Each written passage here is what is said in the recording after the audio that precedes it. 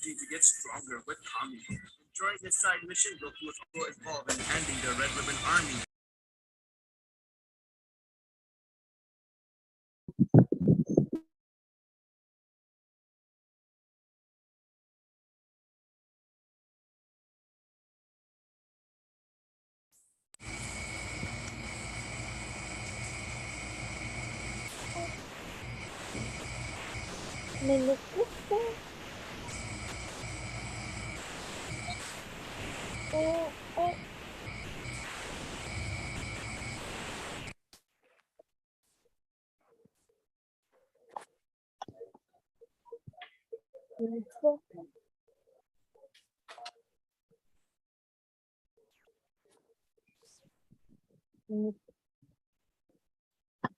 This is one of them.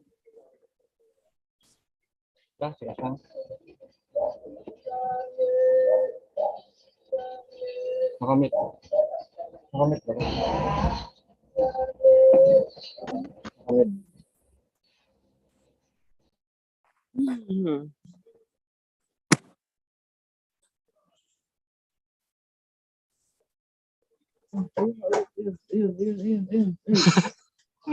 Ayun, hawak ng bilog. Ito, hawak ng bilog. Hawak ng bilog. Tama, ma'am. Hawak ng bilog. Tago, ayun, tago. Ito. Hawak ng bilog, tatago.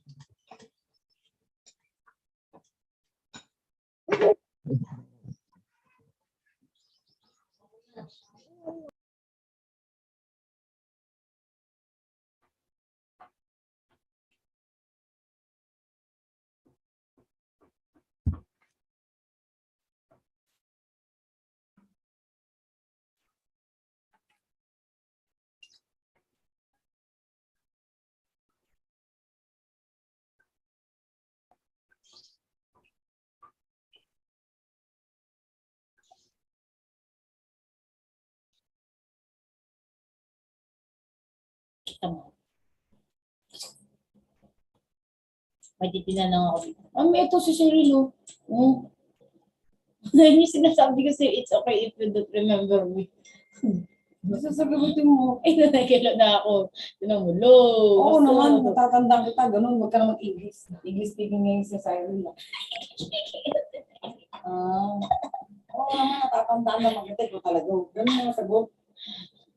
English speaking. Mas magaling pa rin sa Excalibur. Alam naman yung kaya nagro-Roblox mo.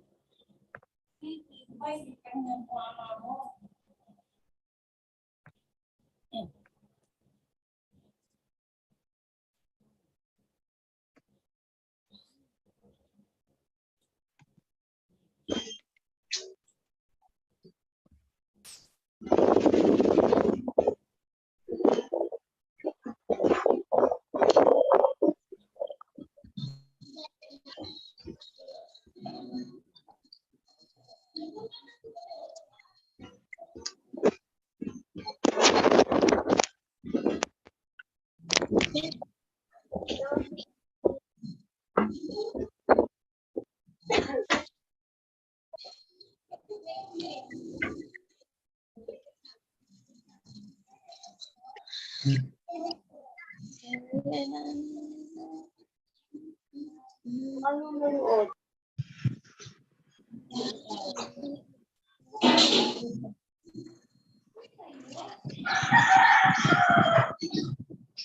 Dati kasi ulang ating magpapadalan mo.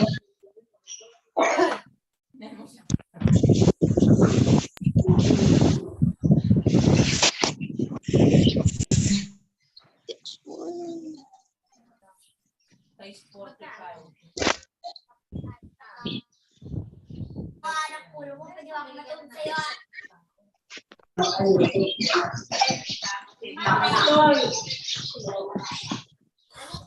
Basta nakasignal siya sa akin.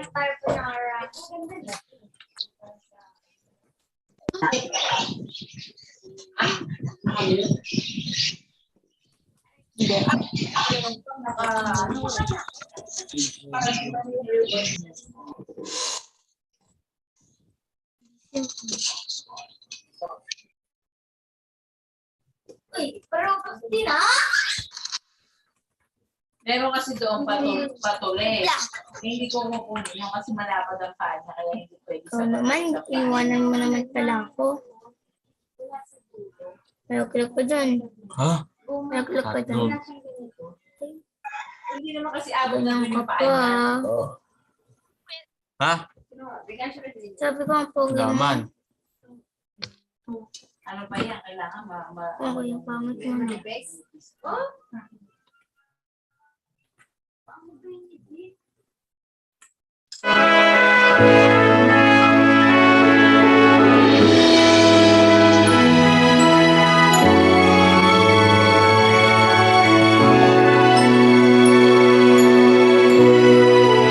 The sun is up, rising with me for a brand new day. I'm taking the chance, stand up again and find my place once more. And now I'm standing firm, and now I'm unafraid, and now I'm stronger because of your mighty love. Yung tatlong araw may pasok. Now I'm stronger, I'm more than ever. Kaya kasi parang nilinisin I'm kayo. strong, but because of you, my God, Gusto yan. stronger, no more than ever, in faith, in hope, in love, all because of you, my Lord. I am stronger.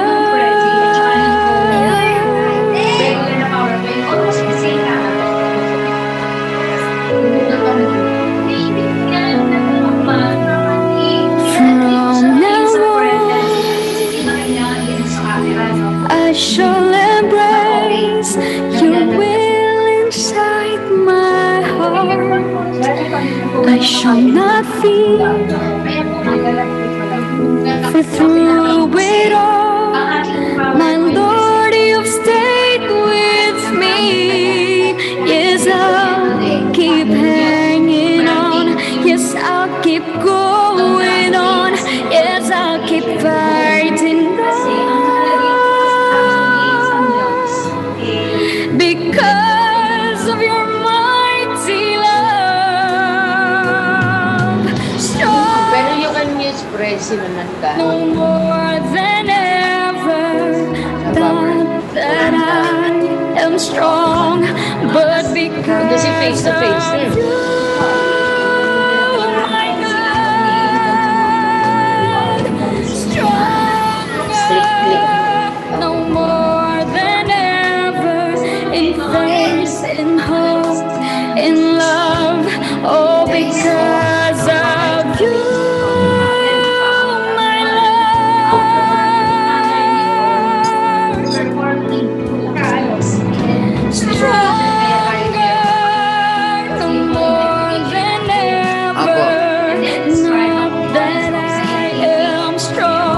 Tomato yun? Tomato ba experiment? Of you,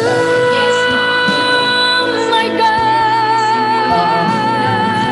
stronger, no more than ever, in faith, in hope, in love, all because of you, my love. Mabilis. Stronger, no more than ever, not that I am strong, but because of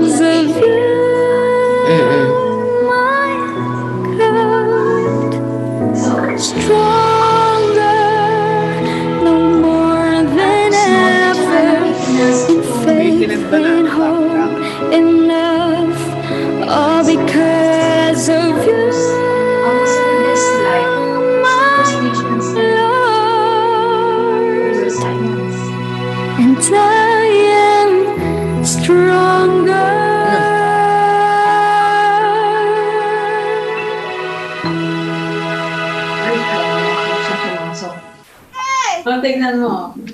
Magpapasok eh. 23 more. Bukas ka na dyan. Isang bukas mo. Ang bata na ito. Kapag nga eh. Ito na, yung ito, papasa na to. No? Ano po, naka-open mic po. Ay, hindi pala tayo. Junior pala yun. Parehas naman man. Parehas ba o junior? Link? Siya pang junior, hindi siya pang singer.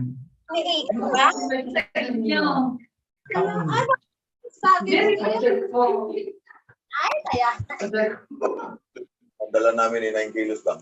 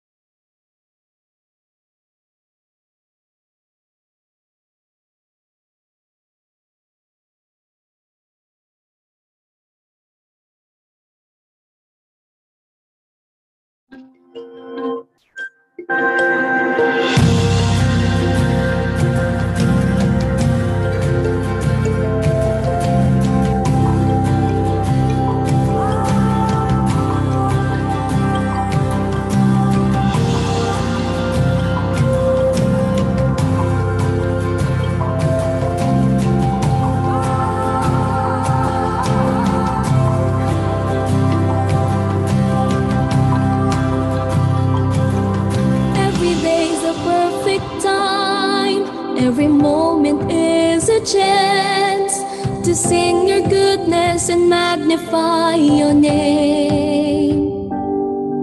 An awakened gift of faith, a rekindled flame of hope, a greater love, genuine and pure.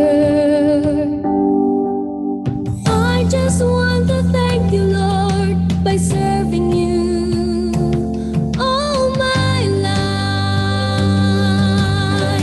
Even if the journey will take me far away from everything, still I shall go. Follow your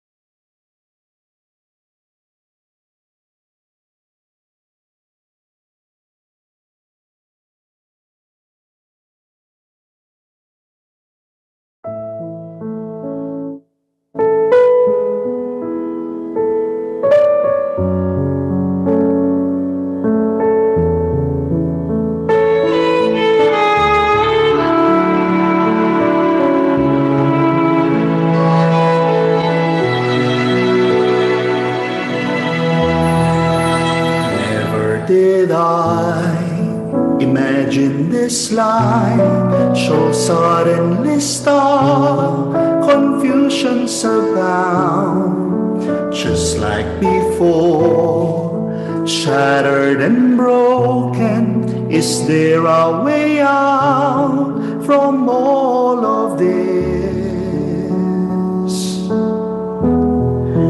Then in my prayer,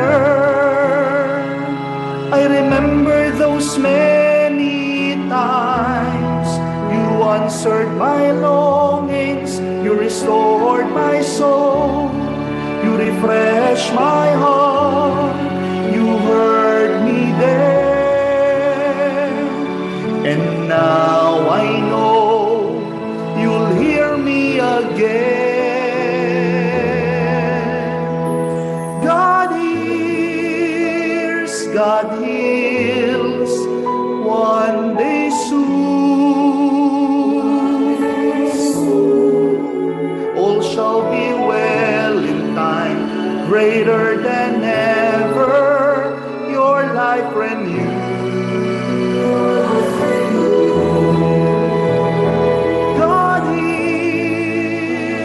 God heals, one day soon.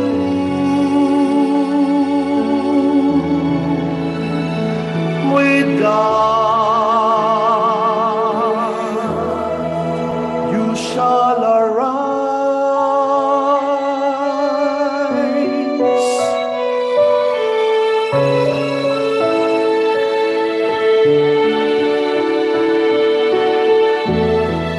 Together let's heed the call of the Lord, the call for compassion from now on. This time with you, Lord, my journey's with you now.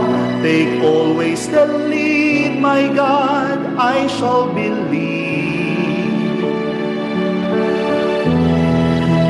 For in my prayer, I remember those many times you answered my longings, you restored my soul, you refreshed my heart, you heard me there. And now I know you'll hear me again.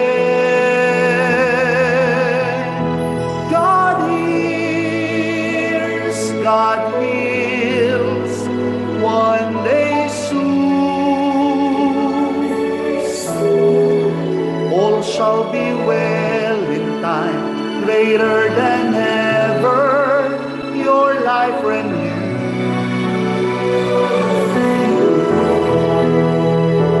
God hears, God heals, one day soon.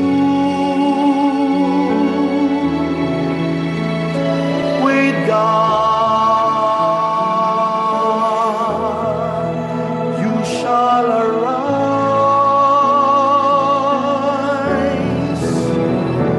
God hears, God heals, one day soon. All shall be well in time, greater than ever, your life renewed. God hears, God hears, one day soon. With God, you shall arise.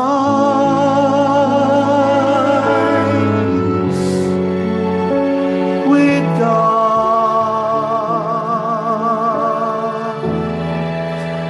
we shall arise.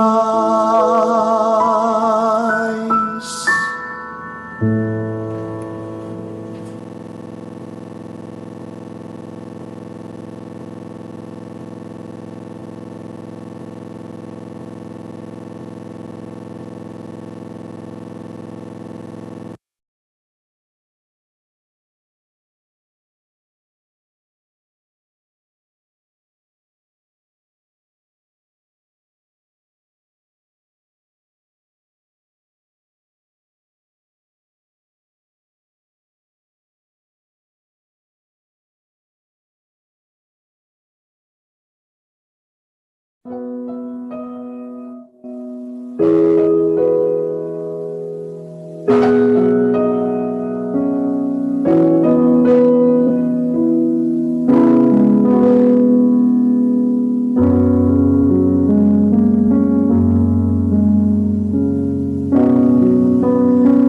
so long I'm trying.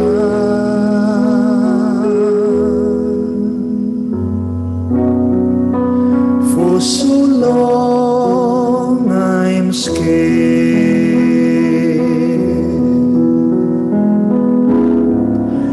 For so long I'm pain.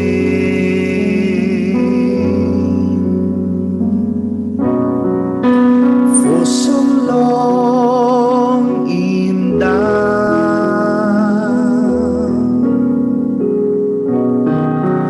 For so long in fear.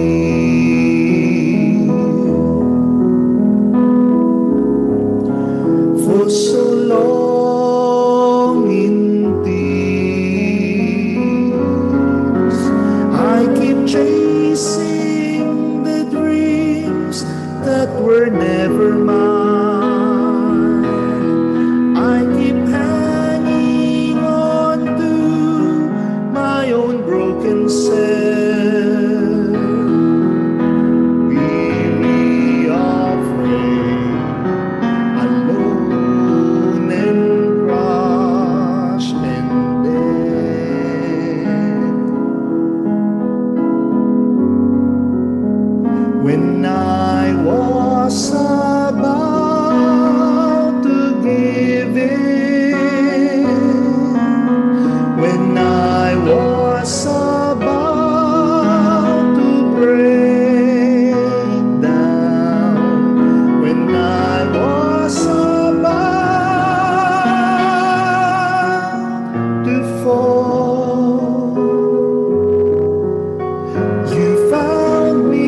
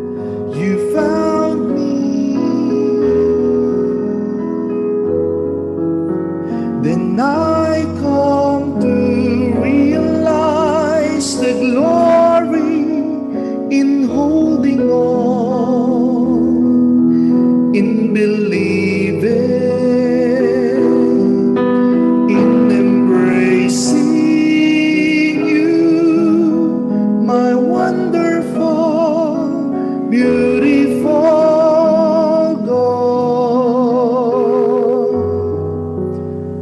My wonderful, beautiful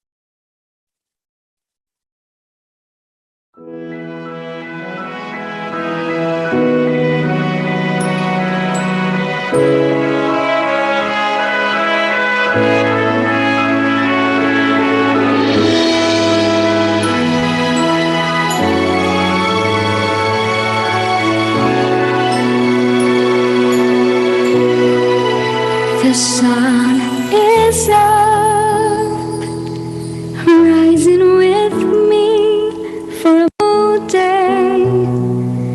I'm taking the chance to stand up again and find my place once more. And now I'm standing firm, and now I'm unafraid, and now I'm stronger because of your mighty love. Now I'm stronger, no more than ever. Not that I am strong, but because of you, my God.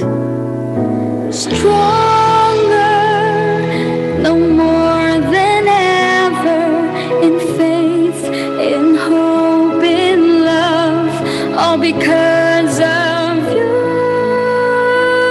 my Lord. I am stronger.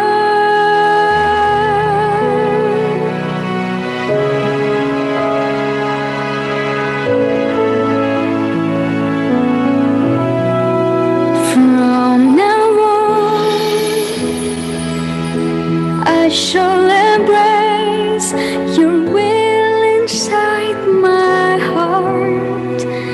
I shall not fear, for through it all, my Lord, you've stayed with me. Yes, I'll keep hanging on. Yes, I'll keep going on. Yes, I'll keep fighting on because of your mighty love. Stronger, no more than ever. Not that I am strong, but because of you, my God. Stronger, no more than ever, in faith, in hope, in love, all because of you, my Lord. Stronger, no more than ever. Not that I am strong, but because of you, my God.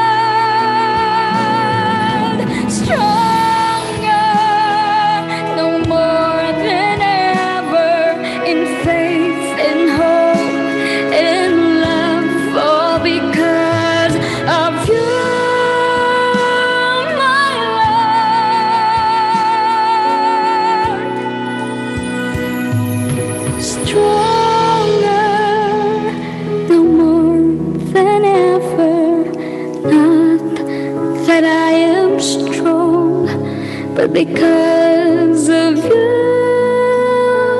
my God, stronger, no more than ever, in faith, in hope, in love, all because of you,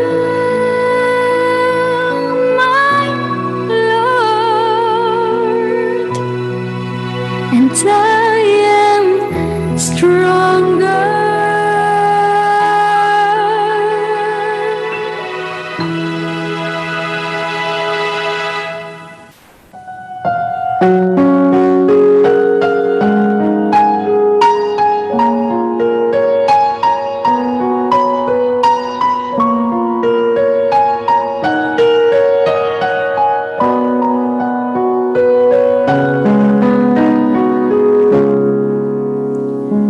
Looking up, miss the sun, walking while the noise surrounds. People fill the streets, faceless all they say, with many yet alone.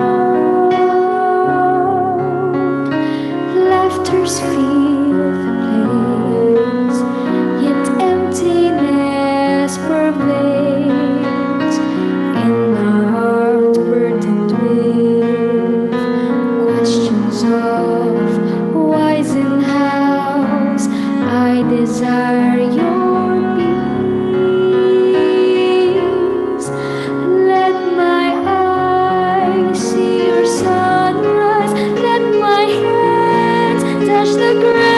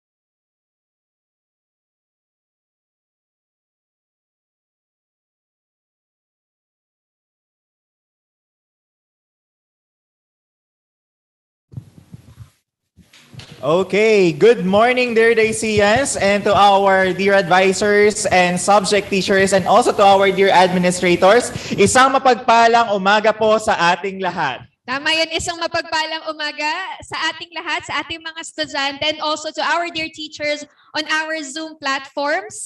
Good morning din po sa'yo, Sir Jonathan. Good morning, Ma'am Mikey. And now we are on our second day of our road week. And today, marami po tayong ulit pag-uusapan, Ma'am Mikey. Yes. And as we commence today, let us first be in the presence of our Almighty as we have our morning prayer entitled Center Me, to be shortly followed by the singing of the national anthem.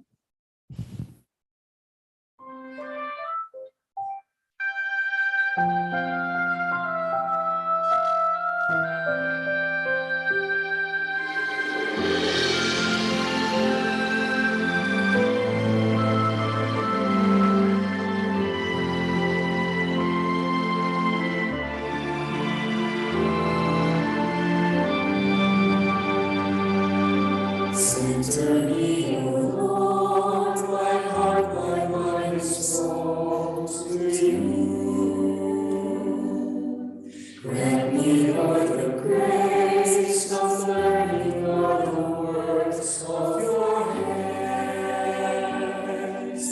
May all alone for the fruits of what is good, of what is just, and of what pleases you, my Lord. Center me, my heart, my soul to you. Grant me, Lord, the grace of learning all the works of your hands. May what I know bring forth the fruits of what is good, of what is just, and of what pleases you, my Lord. This is my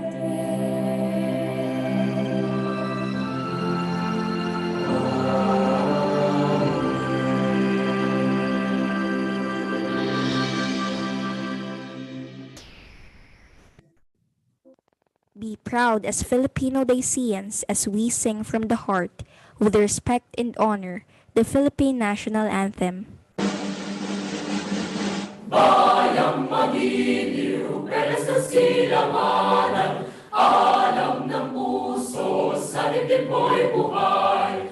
Lupang hinirang, duyat ka ng magiting, sa manlulupi, di ka pasisiin. Sa dagat at bundok, sa simoy at sa langit mong bukhaw, may dilagang tula at awit sa paglayang minamahal.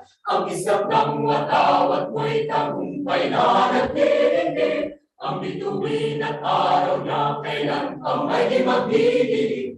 Lupa ng araw ng alphabet pagsinta, buhay langit sa piling mo.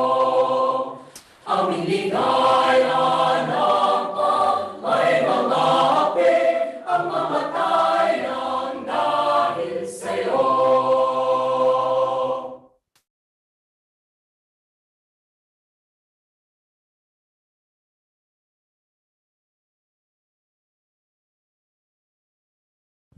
And there you have it once again, dear Dacians. We are on the second day of our road orientation. Sir Jonathan, ano nga ba yung mga nangyari sa ating road orientation kahapon?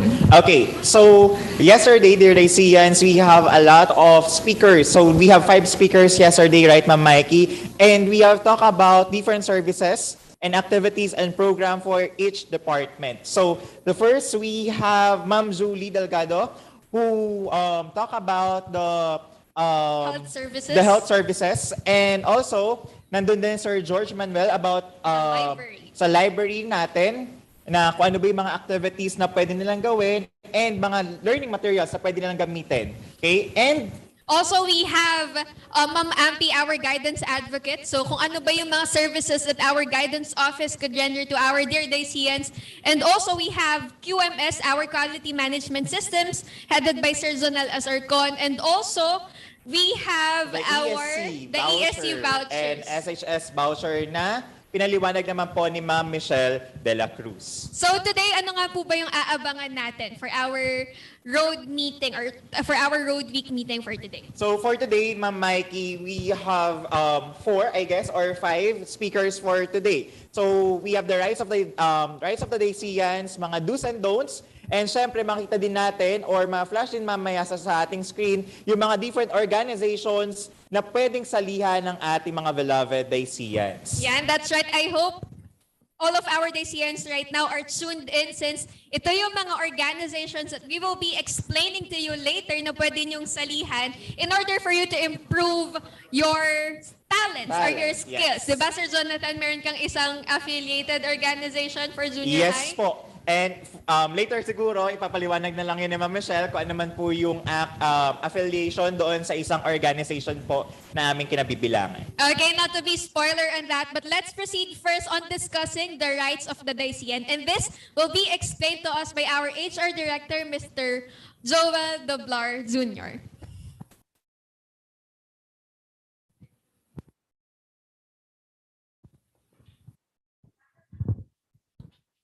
Okay. Good morning, our beloved Dacians. Good morning to our beloved Dacian parents, to our administrators, class advisors, and teachers joining us this day. Welcome to our day 2. As mentioned earlier by our very prolific host, today I'll be sharing with you the rights of the Dacian. In particular, we would love to give focus. We would love to give focus into understanding our immediate right. Okay, because nowadays we have this concern, we have this very eminent concern. Meron tayong isang malaking problema na na-encounter. Most specifically, na ngayon tayo ay merong mga advancement ng teknolohiya. Because of technological advancement, lahat tayo merong mga Facebook accounts. Lahat tayo merong mga social media pages. Lahat tayo may iba't ibang mga ginagamit na mga platforms na nagko-contain o naglalaman ng ating mga information. Just to ask our beloved Dacians this morning, no? Meron ba tayong mga pagkakataon that we encountered issues and concerns na merong isang tao o merong isang account, no, na nagpakilala o gumagamit ng iba't ibang mga pangalan? Meron ba sa atin yung gumagamit ng mga Facebook account ng mga prominent na mga personalities? Yung tipong ang pangalan niya sa Facebook ay pangalan ng artista. Meron bang ganon? Meron sa ating mga ganon, no? Meron naman nagpapakilala na ibang mga tao. Someone may be portraying an identity of another individual. That's why today, because this is a very crucial issue, we would love our Dacians to be reminded and to know what are the basics, specifically when we are dealing with what we call right to privacy. Right to data privacy. That's why this sharing will focus on Republic Act 1017-3, or what we call, or also known as the Data Privacy Act of 2012. Okay, so foremost, I am Sir Bon. I am the Data Protection Officer of DYCI and also our Human Resource Director. Bakit natin to kailangang maintindihan? Part of our basic right as Dacian is that we would love to always ensure that our environment is a safe and healthy learning environment. Gusto natin na laging mapanatili, masiguro na tayo ay nasa isang ligtas na komunidad, isang ligtas na lugar ng pagkatuto. At kasama noon, para masiguro natin yung kaligtasan, masiguro natin na ang mga impormasyon, ang mga detalye, ang identidad na meron tayo ay lagi nating napapangalagaan. Okay? Bakit? Kasi ngayon, ang mga Pilipino on the average, ang sabi ng mga pag-aaral, we are spending more than 10 hours a day. Okay? halos 10 oras, lampas 10 oras ang iginugugol daw ng isang Pilipino sa paggamit ng internet. This actually is recorded as one of the highest. Okay? At dahil sa sobrang dami sa atin, yung lagi gusto naka-online, gusto nagpe-Facebook, gusto nagsa-social media, ang daming mga risk, ang daming mga potential risks, no? Merong mga pagkakataon na tayo ay nalalagay doon sa mga pwedeng maging problema.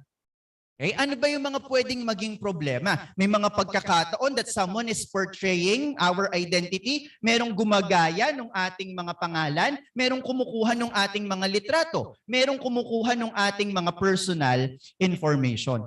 That's why the very purpose of Data Protection Act of 2012 is to ensure that all Filipinos, lahat ng mga Pilipino, protektado sila, protektado yung kanilang mga personal information. Protektado yung kanilang identidad, protektado yung ating pagkakakilanlan. That's why very basically, we would love to establish in this sharing as part of our immediate right, especially now that we are facilitating this flip modality, we would love to always ensure that your privacy is given a priority. Our dear Daisians, your privacy, your right to privacy is always given a priority. Kaya ano po ba yung ating mga karapatan under Data Privacy Act of 2012? But bago natin yun puntahan, yung very specific na 8 karapatan natin, puntahan lang natin very shortly. Ano ba yung ibig sabihin ng Data Privacy Act of 2012? Para saan ba ito? Ano ba yung purpose nito? Actually, the Data Privacy Act of 2012 is intended for us, no? Is intended to ensure that our right to information, that our right for security and privacy is established.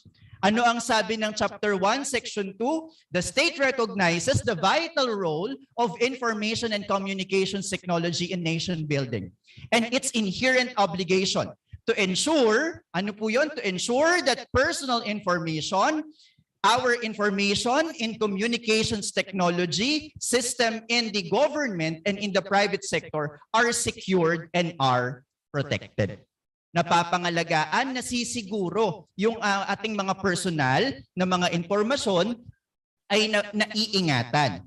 Okay? That's why here in DYCI, meron po tayo sa inyong enrollment pa lamang, meron tayong mga pinapasagutan ng mga personal information sheet kung saan hinihingi po namin yung inyong mga detalye. Bakit po namin yun hinihingi? For the purpose of, syempre, kailangan natin yun for the purpose of recording. Dahil kayo po ay masasama po dito po sa roster ng ating pong mga mag-aaral sa DYCI. What now is so crucial about this? Let's give way with the 8 basic rights included in this Republic Act 1017-3. Ano po ba yung 8? Okay? Next slide please. Meron po tayong 8. This one. Okay?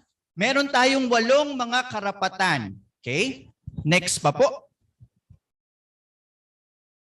Okay, those are the information, the definitions, basic terms. Puntahan natin yung 8 karapatan. Ano ba yung 8 karapatan na meron po tayo? The first right is what we call as the right to be informed. Okay? Right to be informed. Karapatan para malaman. Ang sinasabi ng batas, dapat daw kapag tayo ay kinukuhanan ng impormasyon, kinukuha ang ating pangalan, kinukuha ang ating larawan, ang ating picture, kinukuha yung ating address, dapat daw alam natin kung saan ito gagamitin. Dapat alam natin na kinukuha ito. That's why the first basic right under data privacy is the right to be informed. As Daisians, you need to always be informed of where your personal information may be used. Saan ba gagamitin? Bakit? Ano yung gusto nating maiwasan? Ang gusto nating maiwasan ay yung mga nagiging gawin natin.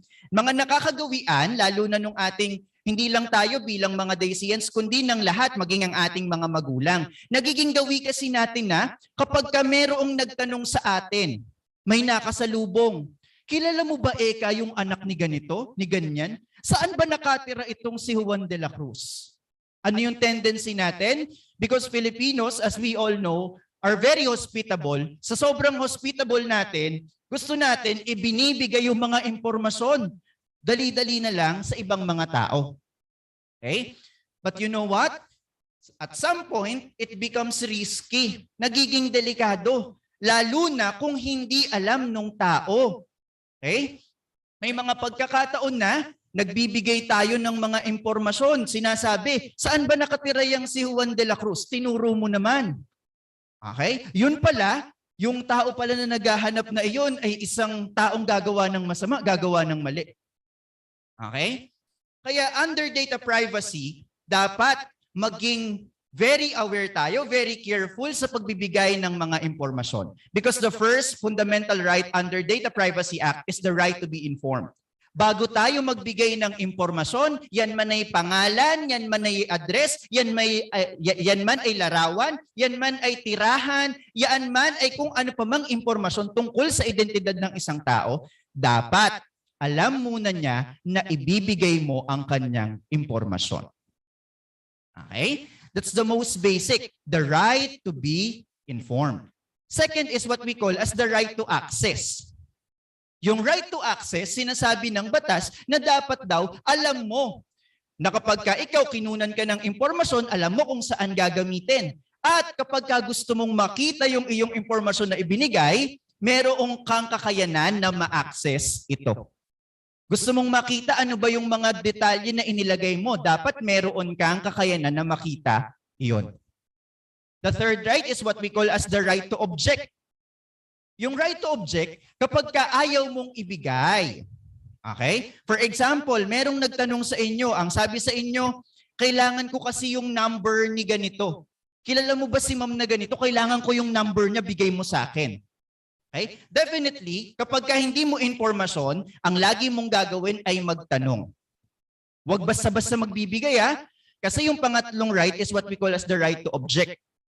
Dapat ipagpapaalam muna natin kung gusto ba niyang ibigay yung kanyang impormasyon. At pag sinabi niyang hindi, huwag ibibigay, huwag nating ibibigay. Okay? The right to object. Yung pang-apat is the right to erasure and blocking. Merong nag-post sa inyo. Ito po, usong-uso din ito, no? Kasi merong mga usong-uso ngayong mga online selling. Ano yung ginagawa ng ibang mga online sellers? Nagpo-post ng picture. Pinopost yung muka. Bogus buyer number 1. Ay, alam nyo ba sa data privacy, pwede natin yung i-contest. Okay?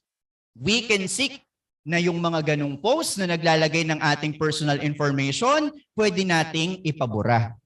Okay? Ano pa po? Aside from erasure and blocking, meron din po tayong right to rectify. Ano po yung right to rectify? For example, nakita ninyo yung records ninyo, mali yung spelling ng inyong pangalan. Pwede po natin yung ipatama. Okay? Right to rectify. Okay? Pagka merong detalye o impormasyon na tungkol sa inyo na nakita ninyong mali, pwede po natin iyong ipaayos. The right to rectify. Ano pa po yung pang-anim?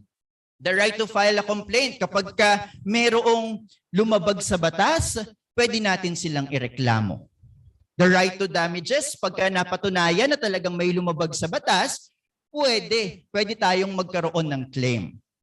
Okay? At yung panghuli is what we call as the right to data portability. Okay? Yung right to data portability, kagaya rin ito nung ginagawa ng Facebook. Kaya po si Facebook, kapag gusto ninyong makita yung lahat ng mga information, lahat ng mga picture na in-upload nyo kay FB, kay Facebook, mula nung simula, pwede nyo na siyang ma-download. Why? Because that's part of the right to data portability. Okay? I want you now, our beloved Daisians, to be reminded of this. Very basic. 3 bagay lang na dapat lagi nating i-consider.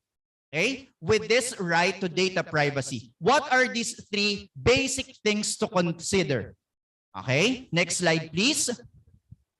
The basic things to consider, number 1, is what we call as consent. Okay? Kailangan, bago tayo magbigay ng impormasyon tungkol sa isang tao, kailangan ipinagpapaalam muna natin. Lalo na kung hindi naman sa atin yung impormasyon. Okay? May nagtanong sa inyo, hiningi ang address, hiningi ang kumpletong pangalan, ibibigay ba natin kaagad? Hindi. The first thing that we need to do is to seek for the consent of the person. Okay? Dapat ipapaalam natin sa kanya na merong nangihingi ng kanyang impormasyon. Consent is very important. Remember that. Always seek for consent. Ngayon, meron namang lumapit sa inyo, nagtanong ng inyong pangalan, nagtanong ng inyong address. Ibibigay nyo ba kaagad? Kailangan alam ninyo yung pangatlo, the legitimate purpose. Saan ba gagamitin yung inyong personal na impormasyon? Bakit siya inaalam? Bakit siya itinatanong? Okay? What are the things that we need to consider? Consent, transparency, and legitimate purpose. Ang ibig sabihin po ng transparency, pag sinabi sa'yo, kaya natin hinihingi yung impormasyon mo kasi gagamitin natin para sa inyong mga profile sa school. Doon lang talaga siya gagamitin for the profiling of the school. Okay? Yun yung tinatawag nating transparency. Yung legitimate purpose, saan mo ba siya gagamitin? Pagka ngayon, hindi malinaw para sa inyo kung saan ba gagamitin, sino ba ang magpoproseso, ang pwede nating gawin ay magtanong. Saan po ba gagamitin yung aking personal information? Saan po ba gagamitin yung aking larawan? Saan po ba gagamitin yung aking address? Okay? But definitely here at DYCI, before we seek for your information, before we ask for your details, nakadeclare po sa ating mga forms yung dahilan at kung saan ba sila gagamitin. Okay? That's why to you, our beloved Daisians, as part of your basic right, maging practice na natin na bago tayo magbigay, kahit pa yan picture lang, kahit pa yan Facebook account lang, maging practice na natin na ipinagpapaalam natin sa tao na involved. For example, mga magkakaibigan kayo, hindi mahanap ngayon ng kaibigan ninyo yung Facebook account ng teacher. Okay? Ano ang dapat nating gawin? Ito very basic. Okay? Hindi mahanap yung Facebook account ni teacher. Ang gagawin ng iba, ang ginagawa ng iba, i-screenshot. Ito ang Facebook ni teacher. Hanapin mo. Okay? But the better way and the most proper way to do it is to chat your teacher and seek for his or her consent. Ma'am, okay lang po ba? Hindi po kasi kayo mahanap ng classmate ko. Okay lang po ba na i-share ko po sa kanya yung inyong Facebook account? Okay lang po ba na i-share ko po sa kanya yung inyong pong profile para po ma-add niya po kayo? Okay? That's why to you, our beloved Daisians, this is also our call and our request to everyone that this year we also empower our line of communications. Gusto din natin na masanay din kayo na ngayon, mula ngayong taon na to, ang ginagamit na natin ay yung ating mga email address. Di ba may mga pagkakataon ngayon, we are connected through messenger groups. Okay? Yung inyong mga teachers bumuo ng mga chat groups para malaman kung ma-group kayo dun sa inyong mga section. Ano yung na-encounter natin na problem? Ang immediate concern ay iba yung pangalan na ginagamit sa Facebook. Ang pangalan sa Facebook, Boss Mapagmahal. Ang pangalan pala talaga niya, Juan de la Cruz. Kaya hindi mahanap ni teacher. That's why what we will be requesting from you, our beloved Daisians, is this. Okay? Kapag ka tayo ay mag-i-engage lalo na sa social media na hindi natin ginagamit yung ating mga personal na pangalan kasi merong mga pagkakataon talaga mga nicknames yung ginagamit natin. Let us also be more careful and be more responsible. Okay? Na hindi na lang tayo right away magme-message. Mas maganda, mas mainam, magpapakilala muna tayo kay teacher, kay ma'am at kay sir. Good morning, ma'am. Good morning, sir. This is Juan de la Cruz from section po ng ganito. Okay? Hindi yung basta na lang tayo magtatanong na, sir, ganito po, ma'am, ganito po. Hindi tuloy tayo na-acknowledge. Okay? What now are the concerns? Kasi meron tayong laging concern with data privacy. Napakaraming impormasyon that are readily available over the internet. Ang daming pwedeng makakuha ng ating mga identity, yung mga picture natin. That's why we also would love to request you, our beloved Daisians, if we can go private with our social accounts, let's also practice privacy. Naiwasan na natin yung lahat naka-public. Okay? Iwasan na natin yung pupunta sa ganitong lugar and then sinishare pa natin sa social media. Kaya ano ang tendency? Okay? On the way to the beach, walang naiwan sa bahay namin. Kaya ano nangyari? The tendency now is, malalaman ng mga tao, walang tao sa bahay ninyo. Okay? We also reserve privacy for ourselves. That not everything is meant to be shared online. Okay? Na hindi lahat i-share natin kay Facebook. Na hindi lahat i-upload natin kay social media. Okay? Because the purest experiences are better when shared to our loved ones. Okay? May mga pagkakataon na yung mga iba't ibang mga detalye, mas maganda siyang ibinabahagi na lang natin dun sa mga mahal natin sa buhay and we are sharing it to them personally. Okay? That's why to you, our beloved Daisians, as part of our immediate right, our right to data privacy, kung ayaw natin na merong basta-basta na lang gumagamit ng ating mga pangalan, let us also become more responsible and sensitive. Huwag din nating hahayaan na basta-basta na lang tayo nagbibigay ng impormasyon sa iba. Okay? Because again, at the end of the day, it is our shared responsibility. Yes, we all have the right to privacy, and this right comes always with our responsibility. What is our responsibility? To safeguard the privacy not only of ourselves, but even of other people. Okay? That's why to you, our beloved Daisians, may from this day, maging practice na natin na kapag tayo ay nag-i-engage to communication with others, we put premium to the importance of data privacy. Okay? With that, I also would love to give emphasis as my final thoughts dito po sa ating rights of a Daisian. Bahagi rin ng ating karapatan bilang isang Daisian na lagi nating maramdaman na tayo ay nasa isang safe, isang ligtas na learning environment. And part of it is our immediate respect for one another. Okay? May we always be reminded, May we always be reminded in both of our hearts and even of our minds that respect for each other is our foundation. Kahit ba yan sa face-to-face, kahit ba yan sa online, respect should always be given a priority. Respect begets respect. Okay? Kaya lagi po nating tatandaan na ang karapatan ay mayroong kalakip na responsibilidad. Okay? At yan po ang ating karapatan bilang mga Daisians. Thank you everyone and God bless us all.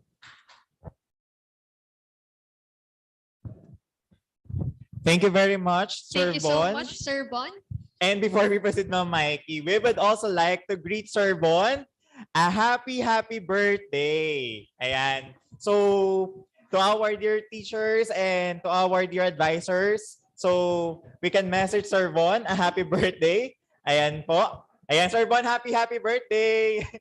Ayan, thank you, Sir Bon. And you know what, Ma'am Mikey, this topic is very timely and relevant to our dear Daisians. That's right, Sir Jonathan, especially that they have been very much using these different platforms. Yes. And of course, very prevalent yung paggamit ng social media platforms even sa ating mga nakababatang Daisians. Yes, Ma'am Mikey. And you know what, yung social media etiquette kasi ng mga bata nowadays, kasi di ba we are on the technology era or age right now. So kaya napaka timely talaga nitong topic po na ito. So at this point, dear Daisians, since we have talked about the different rights of the Daisians now, we have the next topic, which is the do's and don'ts of the Daisians. And sino ba ang magtatalk nito mga do's and don'ts na ito? Here is Sir or Mr. Jose Almario Sebastian, our head for the Character Renewal Officer.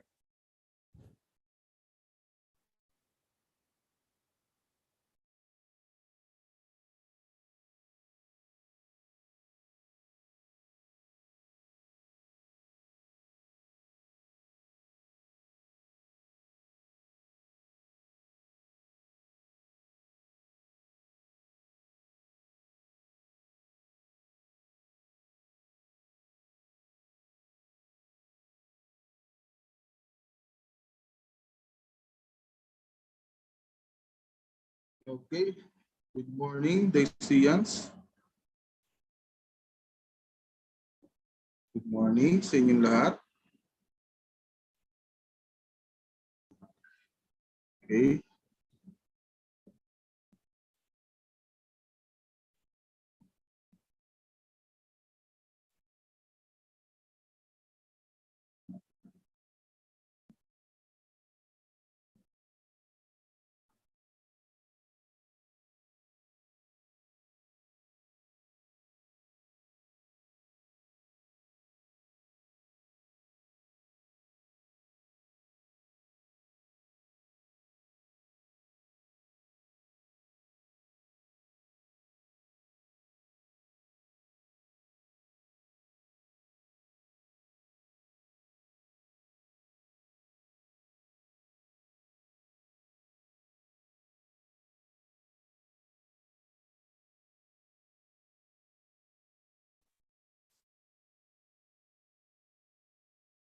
Okay, good morning ulit sa inyong lahat.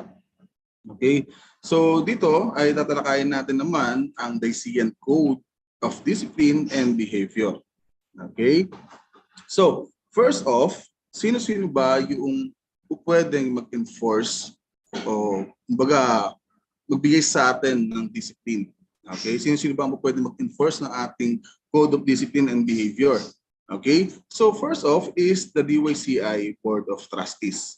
Sino-sino ba itong mga DYCI Board of Trustees na ito? Ito sila Sir Michael, sila Dr. Lida, sila Sir Edgar, at ang iba pang miyembro ng ating DYCI Board of Trustees. Next natin is the Administrative Officers. Sino-sino itong mga Administrative Officers? Once na kayo ay pumunta na ng school or kayo ay pumupunta na ng school, ay makikilala nyo itong ating mga Administrative Officers. Sila yung principal natin, yung ating support services, yung ating sa registrar, sa principal's office. Okay? Then next natin is the faculty members. Siyempre, itong faculty members ay ang inyong mga advisors, ang inyong mga subject teachers na gagabay sa inyo sa ating school year na ito. Okay? Then next natin is the office personnel. Sila yung mga nakikita nyo sa enrollment, sa registrar, sa cashier. Okay, sila ang ating mga office personnel. Next is the student leaders. Sa junior high school, ang ating student leaders ay ang CSL. Okay? And then sa senior high school ay ang CSCSL. So dalawang magkaibang student leader organization yan. Isang pang junior high school at isang pang senior high school. Then next natin is the maintenance and the security personnel. Okay, ang security personnel natin ang nagbibigay sa atin ng seguridad sa loob ng ating eskwelahan. And then ang maintenance ang nagbibigay naman sa atin o tumutulong sa atin para panatilihin ang kalinisan sa ating paaralan. Okay, so sila ang ating mga enforcers of Daisian Code of Discipline and Behavior. At sila yung tinatawag natin o tinuturing natin na persons in authority. Okay, sila yung tinatawag natin na persons in authority kasi mamaya meron tayong mga provisions sa ating roadmap kung saan nakalagay yung term na persons in authority. Okay, so tandaan natin sila yon ha. And itong mga tao na to ay dapat nating bigyan ng nararapat na respeto. Maliwanag ba tayo doon, Daisians? Okay? Next natin, since tayo ay merong Code of Discipline and Behavior, kapag ang isang estudyante ay nakapag-commit ng violation o isang action na nagba-violate sa ating Code of Discipline and Behavior, meron tayong appropriate sanctions na ibinibigay sa isang estudyante. Okay? Ito ay merong 4 na categories. So una, nandiyan ang ating oral warning. Pangalawa, ang ating written warning. Next, third is suspension. And lastly, and the most severe one is the scholastic withdrawal. Okay, so isa-isahin natin ano-ano ba itong sanctions na ito. Una ay ang oral warning. Pag sinabi natin na oral warning, ito ay ibinibigay sa isang estudyante na pag-commit ng minor offense. Okay, minsan ay nire-require ang mga estudyante o ang estudyante na nakapag-commit ng minor offense na gumawa ng written apology. Okay? Next natin is the written warning.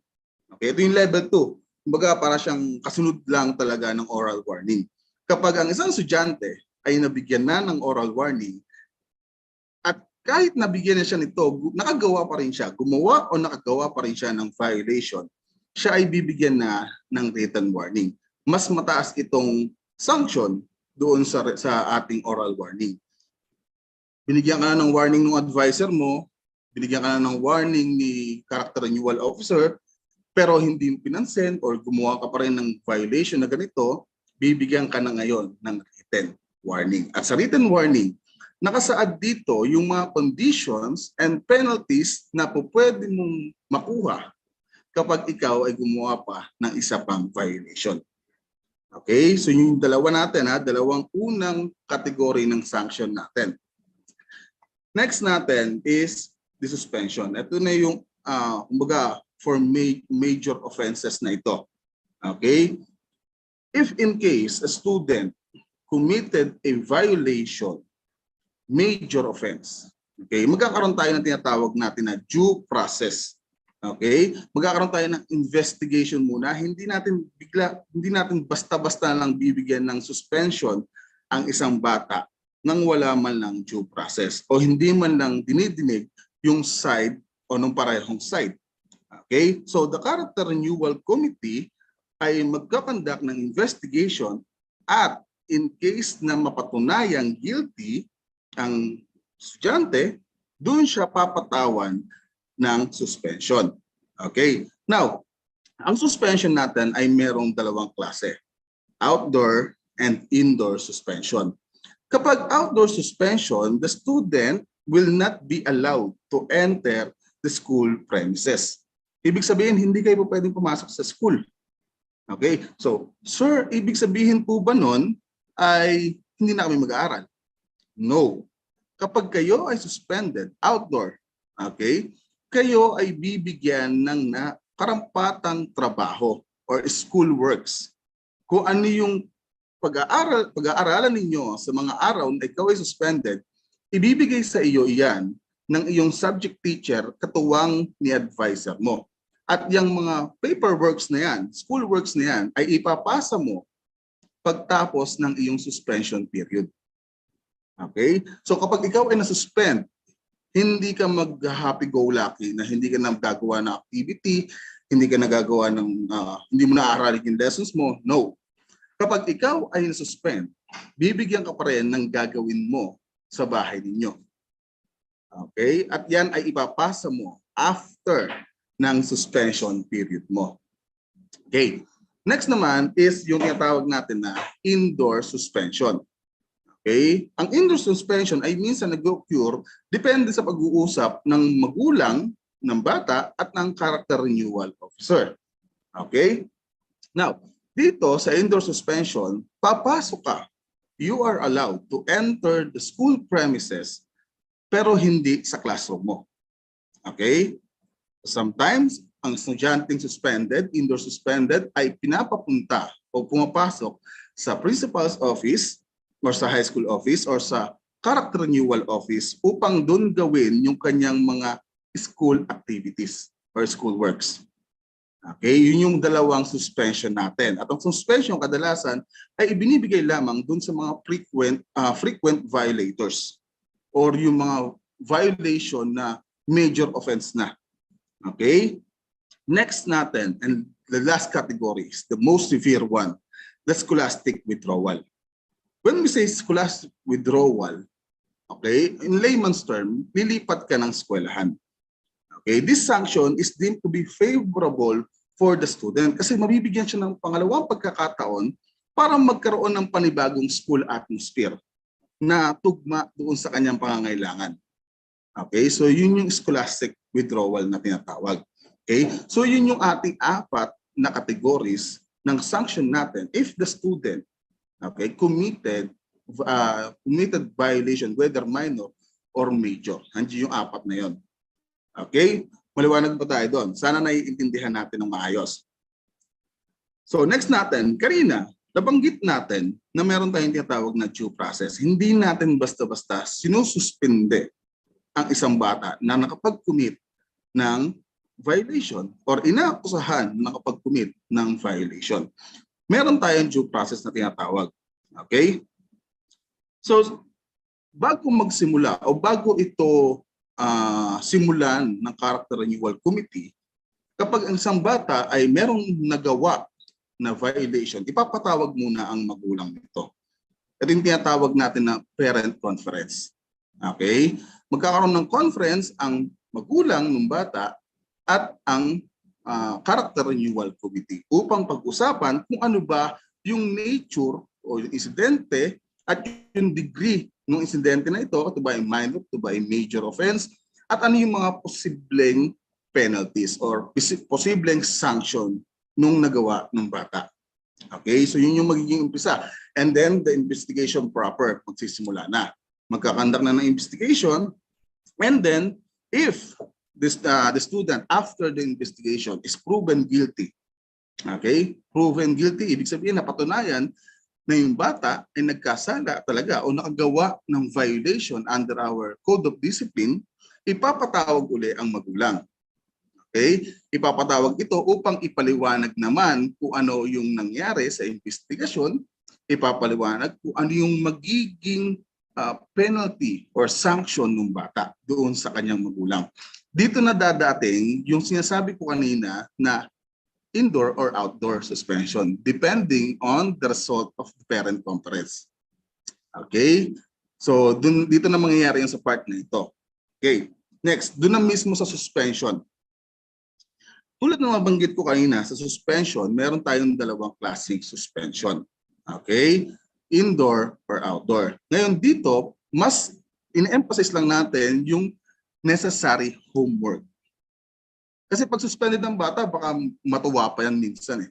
Na, wala akong gagawin, sa bahay lang ako, hihilata lang ako. No. Hindi ganon ang sistema. Kapag ikaw ay suspended, bibigyan ka ng necessary homework and academic duties to be accomplished by the student in the time of the suspension. Kung ikaw ay 3 araw suspended or 5 days na suspended, within those period of time, meron kang necessary homework na ipapasa mo, ito na tayo sa after suspension, ipapasa mo sa oras na bumalik ka ng eskwelahan. Okay? Kung 3 araw ang iyong suspension, sa 4th day, babalik ka na sa school at doon mo ipapasa ang iyong home or iyong mga homeworks na pinagawa sa iyo ni advisor or ni subject teacher. Now, after the suspension, saan pupunta yung bata? Yung batang na-suspend ay didiretso sa office ni Character Renewal Officer para bigyan siya ng necessary documents or paper na ipapakita naman niya sa kanyang advisor para tanggapin siya sa klase. Okay? Hindi tawag natin endorsement letter. I-endorse na ni Character Renewal. O ako, i-endorse ko yung bata dun sa kanyang advisor. Or in some cases, i-endorse ni Character Renewal sa guidance office yung bata for further help na maibibigay doon sa bata para maipaliwanag bakit pa siya suspende. Gaano ba kagrabe yung nagawa niya? Okay, so katuwang dito ni Character Renewal ang ating guidance office. Okay, so maliwanag pa tayo doon. Next natin, parents visitation. May mga time na ang ating mga magulang ay gustong pumunta ng paaralan upang kausapin ng ating mga subject teacher o ang ating advisor. Minsan positive, minsan negative. Pag sinabi natin positive, minsan gusto lang kamustahin. Ano po ba ang status ng anak po? Kamusta po ba siya sa klase? Kamusta po ba siya?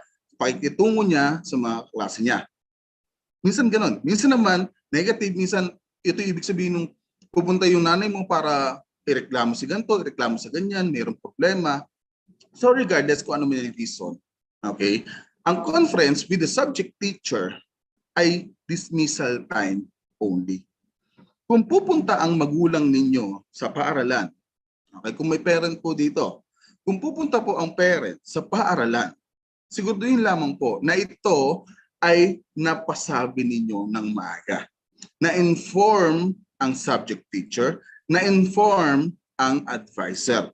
Hindi po i-entertain yung pagpunta ninyo ng walang prior notice. Okay, magsabi po muna na pupunta. At ang oras po ng punta ay dismissal time only. Okay, ito po ay para maiwasan ang interruption sa klase ng mga guro. Okay, baka po pumunta kayo alas 10 ng umaga, mag-demand kayo na nakakausap o mag-demand ang magulang na makakausap ng subject teacher, si subject teacher nagkaklase. Di ba? So may interrupt ang ating klase. Therefore, kung pupunta ang mga parent ninyo sa eskwelahan or guardian, make sure na ito ay merong prior notice at ito ay dismissal time, which is 4 p.m. Okay, 4 p.m. Now, kung ang purpose ng visit ni parent or ni guardian ay para makipag-usap sa character renewal officer or pinapunta siya mismo ni character renewal officer or doon siya kay guidance pupunta, we are open from Mondays to Fridays, 7 a.m. to 4 p.m. Make sure lang na merong prior notice na nagsabi na pupunta na ganitong oras dahil baka magkasabay-sabay naman ang mga magulang ng iisang oras lang. So mahirap i-entertain yan. Okay, so make sure lang na meron pa rin prior notice. Pero kapag nga si character renewal ang pupuntahan o ang kakausapin, ito ay bukas ng Monday to Friday, 7 a.m. to 4 p.m. Okay? So maliwanag tayo doon sa parents visitation yan. Now, tumuloy naman tayo sa ating minor offense. Okay, yung mga minor offenses natin. Ano ba yung mga minor offenses? Okay? Section A, unang-una, attendance. Sa mga nagdaang panahon, nagdaang taon, hindi natin masyadong nabibigyan ng pansin ang ating attendance. Kasi nasa bahay lang tayo eh. Diba? Ang mga kabata, ang mga estudyante ay nasa bahay lang. Hindi sila malilate kasi pagbangon nila, pwedeng nandun na yung laptop o yung cellphone o yung kanilang PC sa loob ng kanilang kwarto.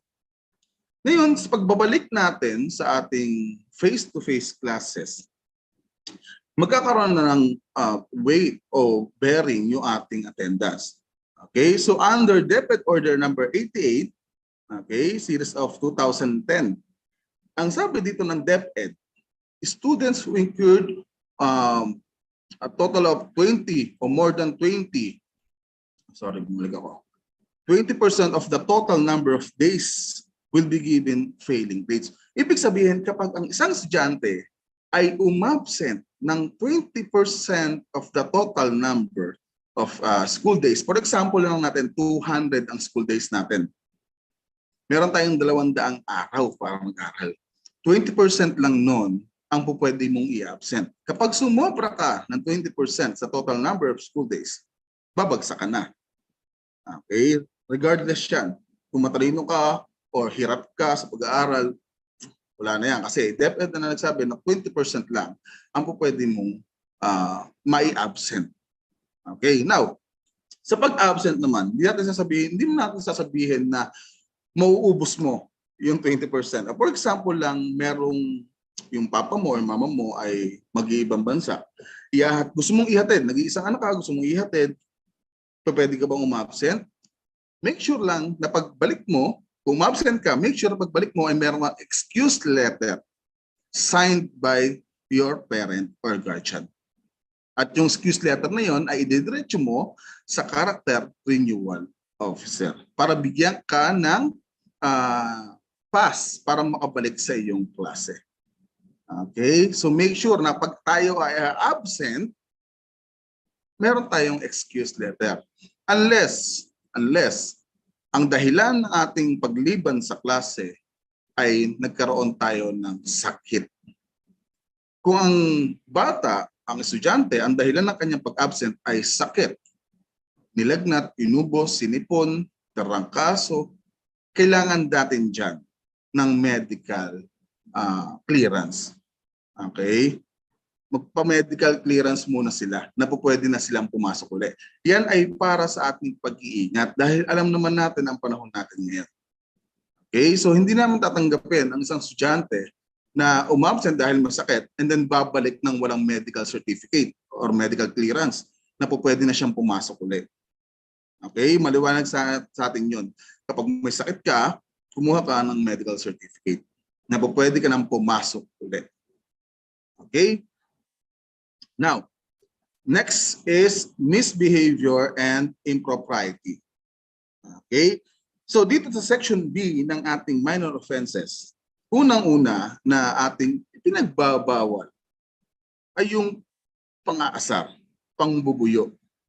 Okay? Mahilig kang mang-alaska, mahilig kang mang-asar, mahilig kang manloko, pagtitripa mo yung kaklase mo. Okay? Na hindi papasok doon sa bullying. Kasi baka yung ginagawa mong teasing ay bullying na pala, that is a major offense. Okay? Ngayon ko pa simple-simple lang na panginis, pang-aasar, na magkaibigan naman kayo, pero medyo nagkakaroon ng disturbance sa klase, yan ay pwedeng maging minor violation or minor offense. Okay, next is littering within the vicinity of the school classrooms, complex, corridors, throwing of trash in overflowing trash can.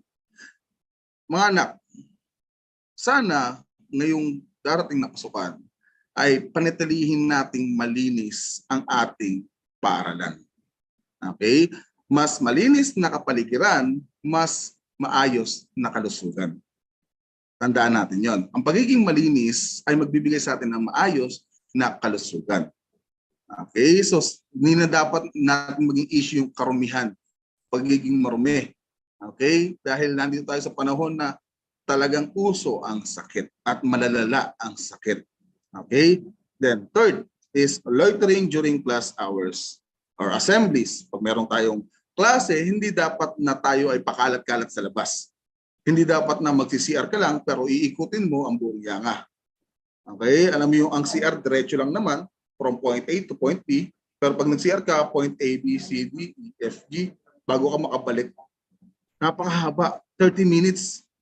Okay? That is loitering. Okay, violation yun, minor offense yun. Okay? Na imbis na 2 minutes lang nakabalik ka na sa kaso mo, inabot ka ng 20 minutes. Okay? Hindi po pwedeng gano'n. That is a minor violation. Next is sa assemblies. Kapag tayo ay pinapunta sa complex tayo. Ibig sabihin, meron tayong activities sa complex. Hindi pwede na lahat ng students ay nasa complex, ikaw ay naglilibot. Okay? Meron tayong meron tayong date for the school tour. Doon lang yung panahon na ikaw ay magtuturo. Or kung wala namang klase, vacant or lunch, pwede ka naman mag-tour. Pero wag during class hours. Okay? Maliwanag tayo doon. Okay. Next, section C, uniform and grooming. Okay, so sa uniform, magkaiba ang junior and senior high. Okay, pansin naman natin yan dito sa mga larawan na naka-post dito. Sa junior high ay nire-require ang pagsusuot ng complete uniform. Kompleto. Pag sinabi natin kompleto, suot-suot mo ang polo na prescribed ng school. Polo na merong patch, okay? At puti na panloob. Puting t-shirt na panloob. At nandyan din yung ating cream pants na prescribed ng school. Plus white socks and black leather shoes. That is the complete school uniform. Okay? Kung may ID, isuot mo palagi ang ID. Okay? Para naman sa kababaihan. Okay? Nandyan yung prescribed blouse ng ating school. Kasama ng patch or ng necktie and pin. Sorry. And then nandyan yung ating palda, cream na palda, plus low shoes and white socks. Yan yung sa ating junior high. So maliwanag tayo doon. Kita naman sa picture na to kung ano yung sinasabi na complete uniform. Diba? Now, for the senior high school na nasa ating GMIT ngayon, ang ating complete uniform ay hindi naman naiiba doon sa junior high school. Okay? Sa mga kalalakihan, polo or yung polo na prescribed ng school, plus yung patch na di Dr. Yanga, plus yung ating pants. Okay, cream pants na prescribed ng school, then white socks and black leather shoes. Maliwanag tayo doon. Yun ang tinatawag na complete uniform. Other than that, hindi na yan complete uniform. Okay? Then for the girls, blouse, yung inyong pantaas na prescribed ng school, necktie and pin, palda na prescribed ng school, and then yung inyong closed shoes na black. Okay? Now, pagdating naman sa ating grooming, sa senior high school or sa junior high school muna tayo, decent cut for the boys, bawal ang long hair.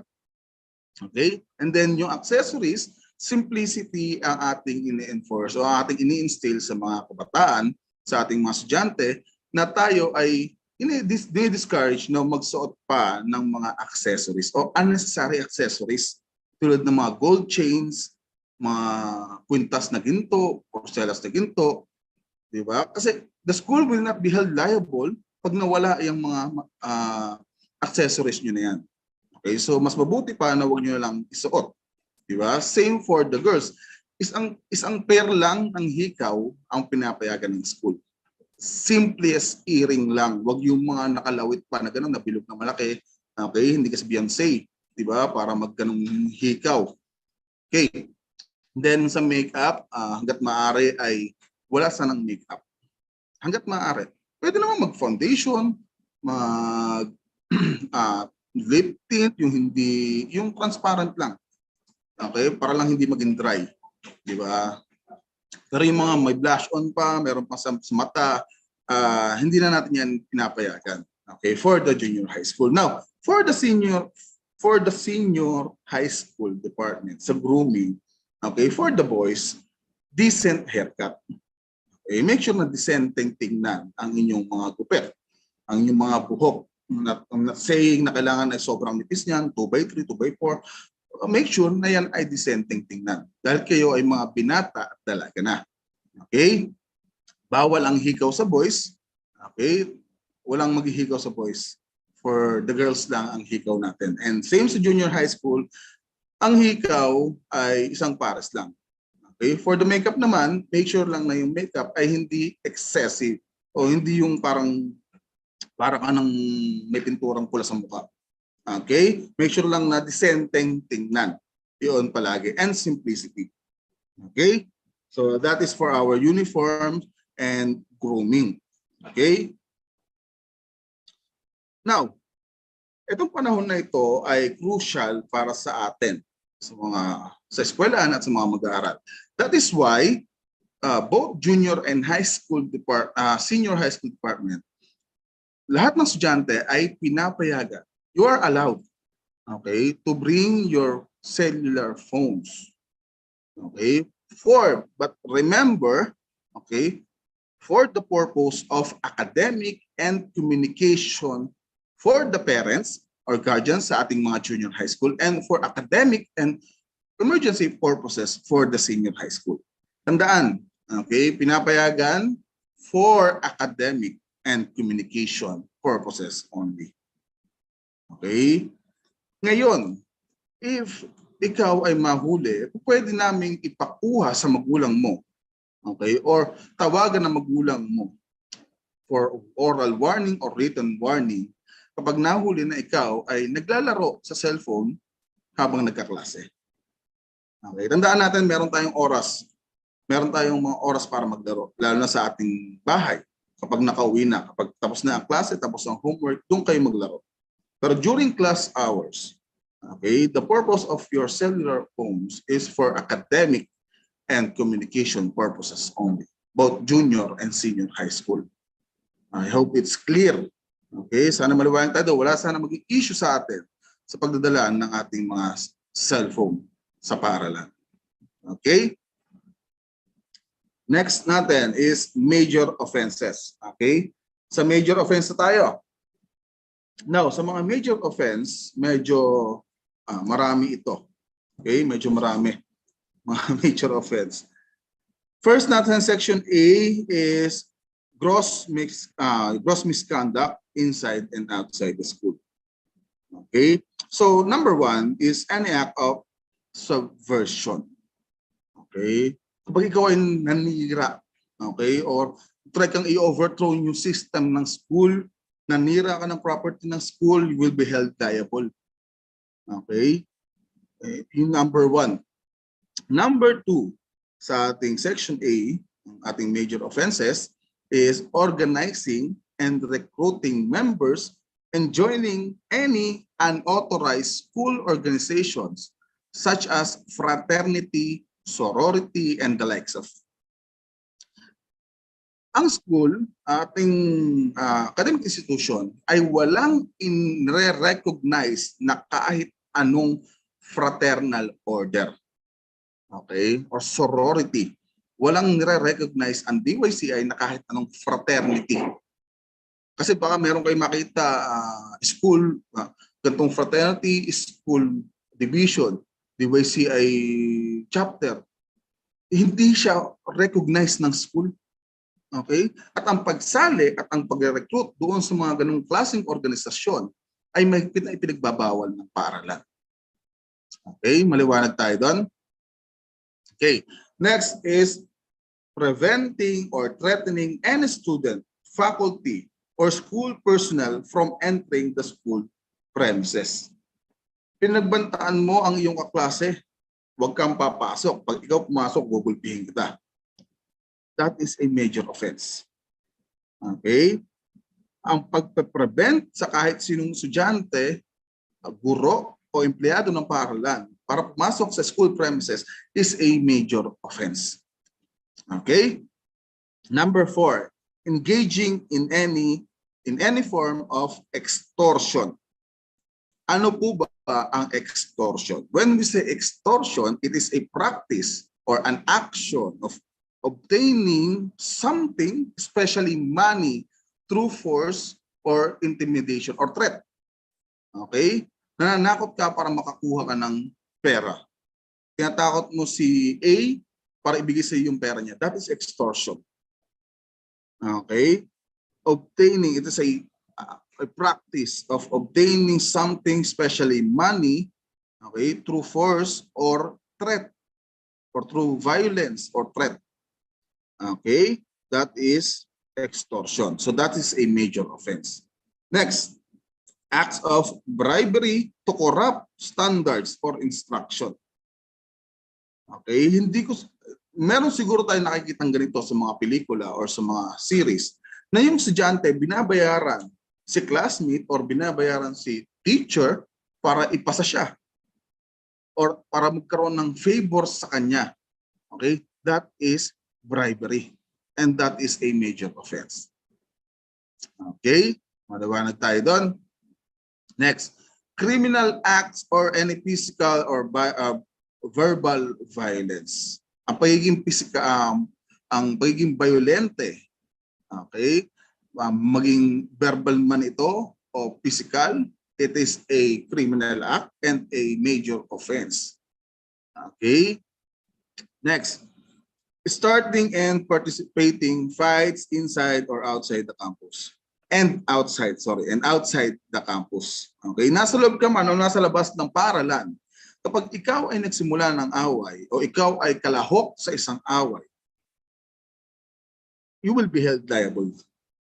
Okay, ikaw man ang nagsimula o ikaw yung inunahan ng suntok at kung malag ka naman, you will be held liable too. Kahit itatanggol ko lang po sarili ko. No.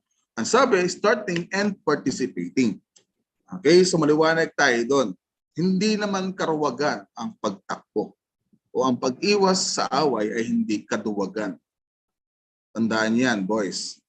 And girls also. Hindi siya kaduwagan. Ang pag-iwas at pagtakbo sa away o sa gulo ay hindi nagsisimbolize na kaduwagan. Okay? Next. Inviting outsiders without official transactions or purposes inside the school and classrooms. Kapag ikaw, isang estudyante, ay nagpapasok ng outsider nang wala namang dahilan, that is a major offense. Okay? Tandaan nyo, napakahirap ng panahon natin ngayon.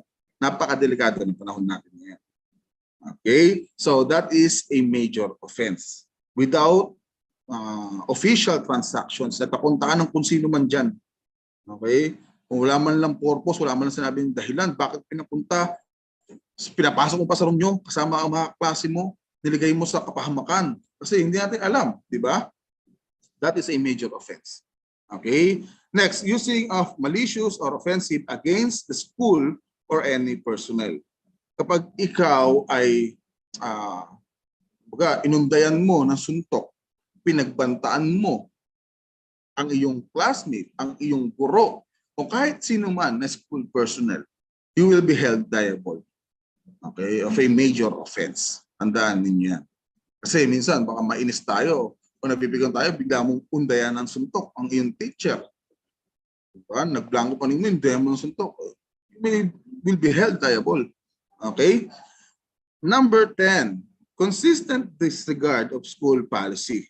Kapag ikaw ay frequent violator, okay, paulit-ulit mong ginagawa ang isang bagay na hindi pinapayagan ng paaralan. O paulit-ulit kang nagko-commit o nakakapag-commit ng violation. Okay, nakalagay ito ay 3 minor violation and 2 major violations. Kapag nakapag-commit ka niyan, okay, ikaw ay pwedeng patawan ng karampatang sanction o kaparusahan. Okay? Next natin.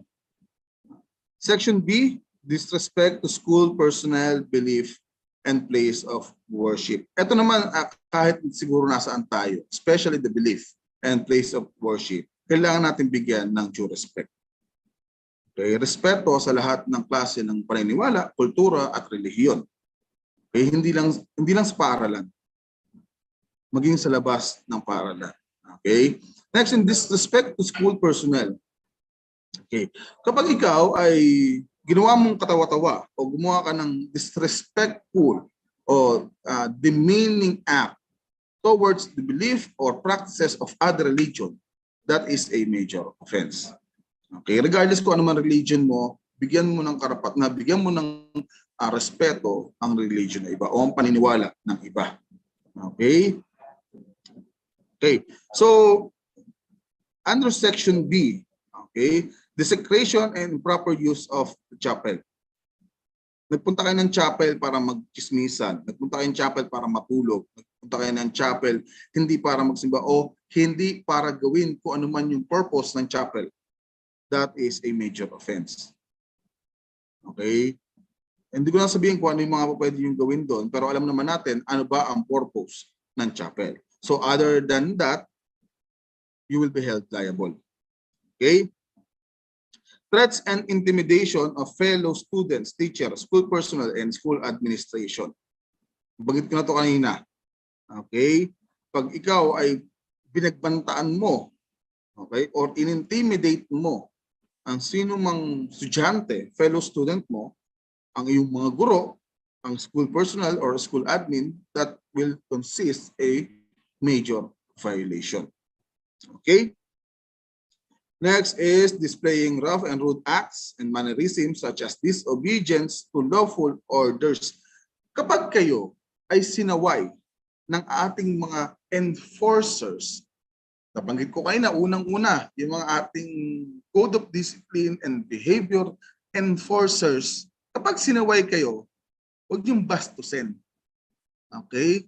Kasama na dyan yung ating mga security guards. Okay, kasama dyan yun, ang ating mga maintenance.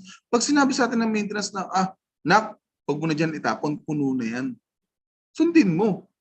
Diba? Hindi yung aawain mo pa, may sabihin ka pa, o hindi mo susundin. That is a major offense. Okay? At kahit sabihin natin na kahit wala na siya dito, kahit hindi siya banggitin, dapat common sense na sa ating mga daisiyan yun, na magbigay ng respeto sa kahit na sino. Okay? Next is section C, bullying and cyberbullying. Okay, so the school is referring to the Republic Act or RA 10627 or the Anti-Bullying Act of 2013. Okay, ito yung lahat na nakasaad sa Anti-Bullying Act na yon ay ginagamit din ng ating paaralan. Okay, kapag tayo nakasaad dito, any severe or repeated use of written, okay,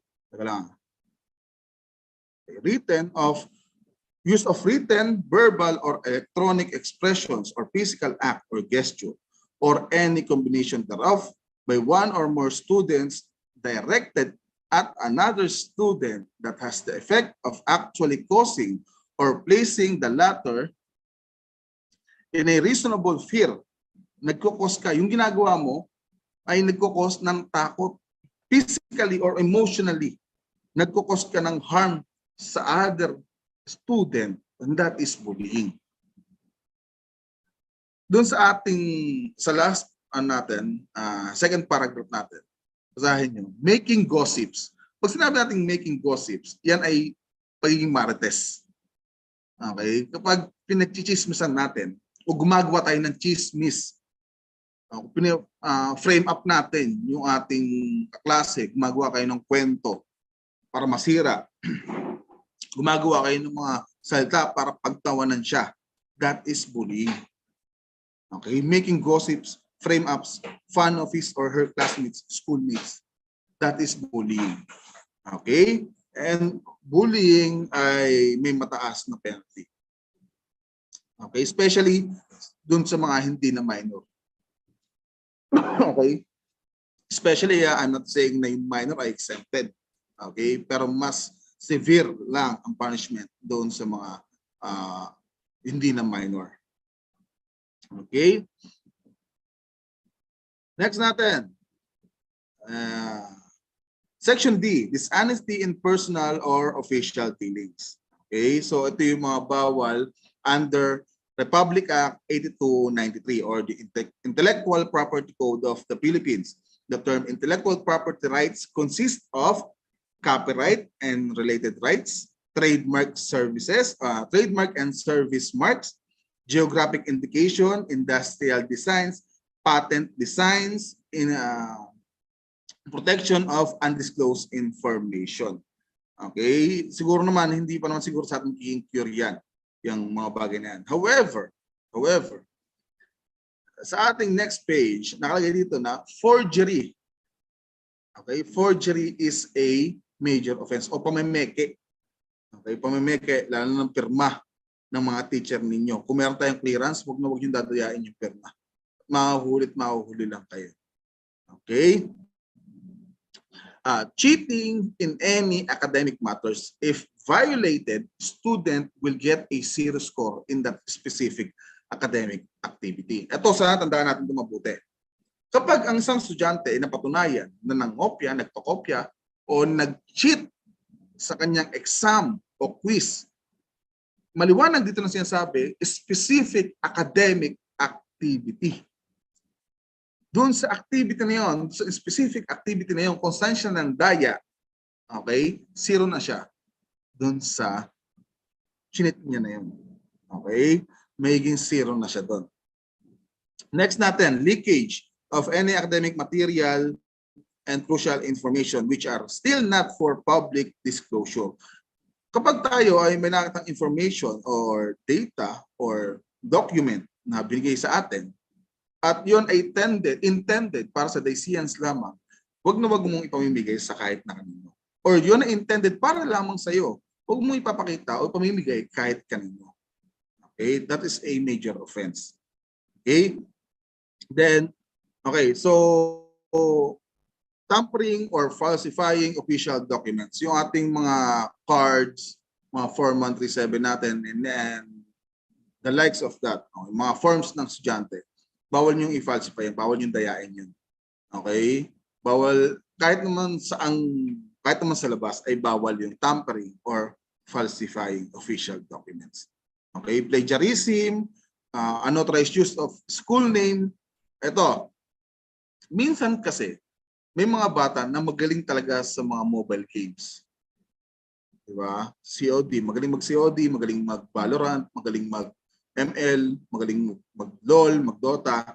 And then, yung grupo nila, gusto nilang gamitin yung pangalan ng school. Okay? Now, kung gusto nyo gawin yun, maaari naman kayo mag-propose sa school. Okay?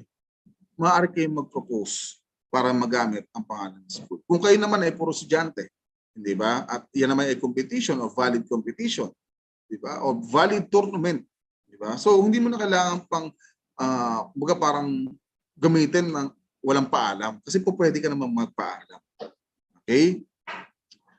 giving false testimony during school investigation. Kapag ikaw ay napatunayan na nagbibigay ng peking informasyon, okay, o nagsisinungaling ka during the investigation, ito ay isang major offense.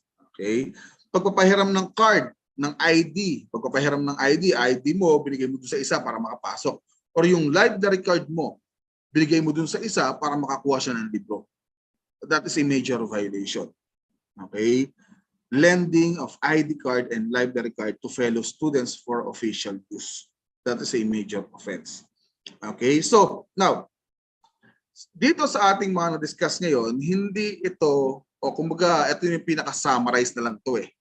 Okay? Makikita natin ang ating rules and regulations, the Code of Discipline and Behavior sa ating roadmap o sa ating DYCI roadmap na ibibigay sa inyo maybe next week or next week para magkaroon kayo ng kopya. At itong mga rules na ito ay makikita natin sa page 90 to 97. Okay? Nakapaloob doon yung ating Code of Discipline and Behavior. Page 90 to 97 sa ating DYCI roadmap. Okay? So, that's it sa ating topic na ito, na Discipline and Behavior or Code of Discipline and Behavior. Kung meron kayong question, pwede nyo akong i-reach out through my messenger or Facebook account. Okay? So, that's it and thank you.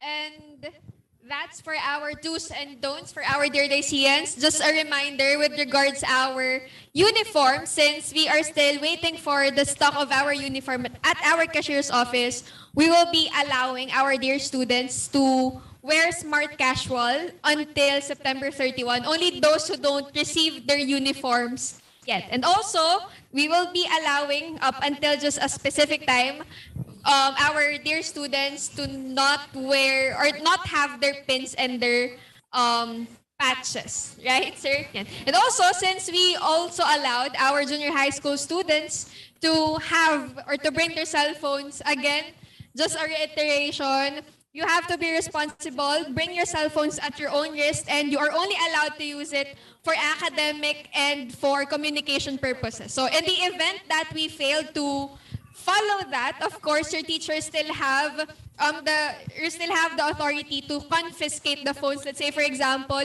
ginagamit ni student yung ating cellphone habang nagtuturo si teacher, or ginamit yung cellphone to disturb classes. So, meron pa rin pong authority si teacher na in-confiscate yung ating cellphones. All right. So at this point, Ma'am Mikey, we will going to have now our next speakers. Yes. Speakers, Ma'am Mikey. So we have for the topic for academic innovations and orientation. So we have our dear Vice Principals for academics. So we have Ms. Marlene Andres and Mr. Terence Talia. Both for high and junior high. Yes, ma'am. Okay, good morning everyone. Good morning, Dacians. Can I get a heart reaction kung narinig po ako ng malinaw? Heart react naman. Wala, ayun. Thank you very much. Sino to? Si Renz. Ayan, si Renz yung una nag-heart react. Okay, so allow me to share my screen. Ayan, okay. So, visible na po ba? Nakita na? Again, heart react or thumbs up? Sige po. Pindot natin. Sige, i-explore natin yung feature ng Zoom kasi ito po yung ating gagamitin kung sa ating online classes. Okay, so again, good morning everyone. Good morning. Paki-chat nga doon sa ating group, sa ating chat box. Good morning para mabuhay, no? medyo ano na tayo, no? Okay, paki-chat natin. Chat doon sa ating chat box. Good morning. Okay. Ayan. So, I'll be discussing the first part ng ating academic orientation. Okay. So, today is August 26, of course, for the school year 2022-2023. Okay. So, once again, welcome, Daisians. Welcome back home, Daisians. So, for our learning modality first. Okay. So, lahat naman tayo, I do believe lahat tayo ay binigyan na, no, ng binigyan ng options ng ating mga class advisors kung tayo ba ay pipili sa dalawang modalities na sinend sa atin. The first one ay ang DYCI Flip. Okay, so ang DYCI Flip or yung ating Flexible Learning and Instructions Program. So ano po ba ito? So para naman ma-refresh kayo, no? So ano ba yung tinatawag nating flip? So ito po ay ang modality natin kung saan mayroon tayong 3 days na face-to-face. So dito tayo sa school, on-site tayo, and then mayroon tayong 2 days online. So ano ba yung nasa flip kung ito yung modality na ating PPDN? Of course, their Imagine Learning Program, and syempre, engaging face-to-face. So makakasama nyo physical, yung mga classmates natin, syempre yung mga teachers natin na na-miss din natin, no? Okay, then the Shire Laboratory Experiences, Full Robotics and Spark Club experience. Syempre yung ating ding library. Now, for those who chose full online, i-remind ko lang, no, na itong modality natin na full online will be from August 22 or in September 5, which will be our regular classes or start ng regular classes natin until October 31 only. Okay, sa mga nag-raise ng hand, sige po, pwede na natin pindutin ulit para mababa. Yan, very good. So, yung mga grade 7, sige po, pindutin natin para ma-lower na yung hand natin. Pindot, pindot, pindot sa mga naka-raise pa ng hand. Okay, so going back. So, full online. So, this will be from September 5. Yun yung start ng ating regular classes until October 31 only. Of course, we also have their Imagine Learning Program. Kung ano yung meron din tayo sa Flip, full online, meron din naman Reimagine Learning Program. And engaging online activities. Kaya, no, yung simulation, so yung ating library, yung ProQuest, okay? ProQuest yung ating e-library. Sige po, yung mga nag-raise ng hand, okay na po. Pakibaba na natin yung hand natin. Sige, pindutin na natin iyon. Very good. Thank you very much sa mga ayan, meron pa. Ayun. Okay. Going back. Online robotics application. So, yun po yung mga features na tinatawag nating full online. So, later, Sir Terence will be discussing or will discuss the schedule, no? At I do believe na yung schedule natin kung sino pang morning, pang afternoon, ay informed na rin naman tayo, no? Okay. Now, for our materials, no, needed. Okay, so ano-ano ba yung mga, eto kasi basic to no? Pag sinabi nating, mag-aaral na ako, papasok na ako sa school, ito yung unang nakikita sa bag natin. Siyempre, yung books, pen, and paper. Okay? So, yung books natin, dun muna tayo sa books. Ang books natin, class talaga, no? Para masanay na kayo pagdating natin sa klase, no? Ang books natin, reference yan, at the same time, dyan po tayo nagsasagot ng ating mga activities. Okay? Ang books po natin, i-maximize natin, no? Kung mapapansin niyo doon sa mga nakakuha na ng books, yung gilid ng books natin ay mayroong mga space, no? May mga spasyo, may mga blanco na nandun sa gilid. So, para saan po ito? Okay? Yung mga yon ay maaari din nating sulatan para habang nagdi-discuss si teacher, nagdi-discuss si sir, di ba? Si ma'am or si sir, pwede tayong doon mag-take down ng notes. Para pag nag-review na tayo, mas madali siyang mabalikan. Ma'am, bakit wala po yung notebook?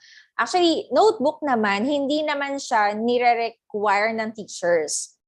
Kasi, syempre, yung books natin and then may mga notebook, halimbawa, bumili na kayo ng notebook, okay lang yon, no? Bumili kayo ng Katleya, okay lang din yon. Kasi yun ay additional, no?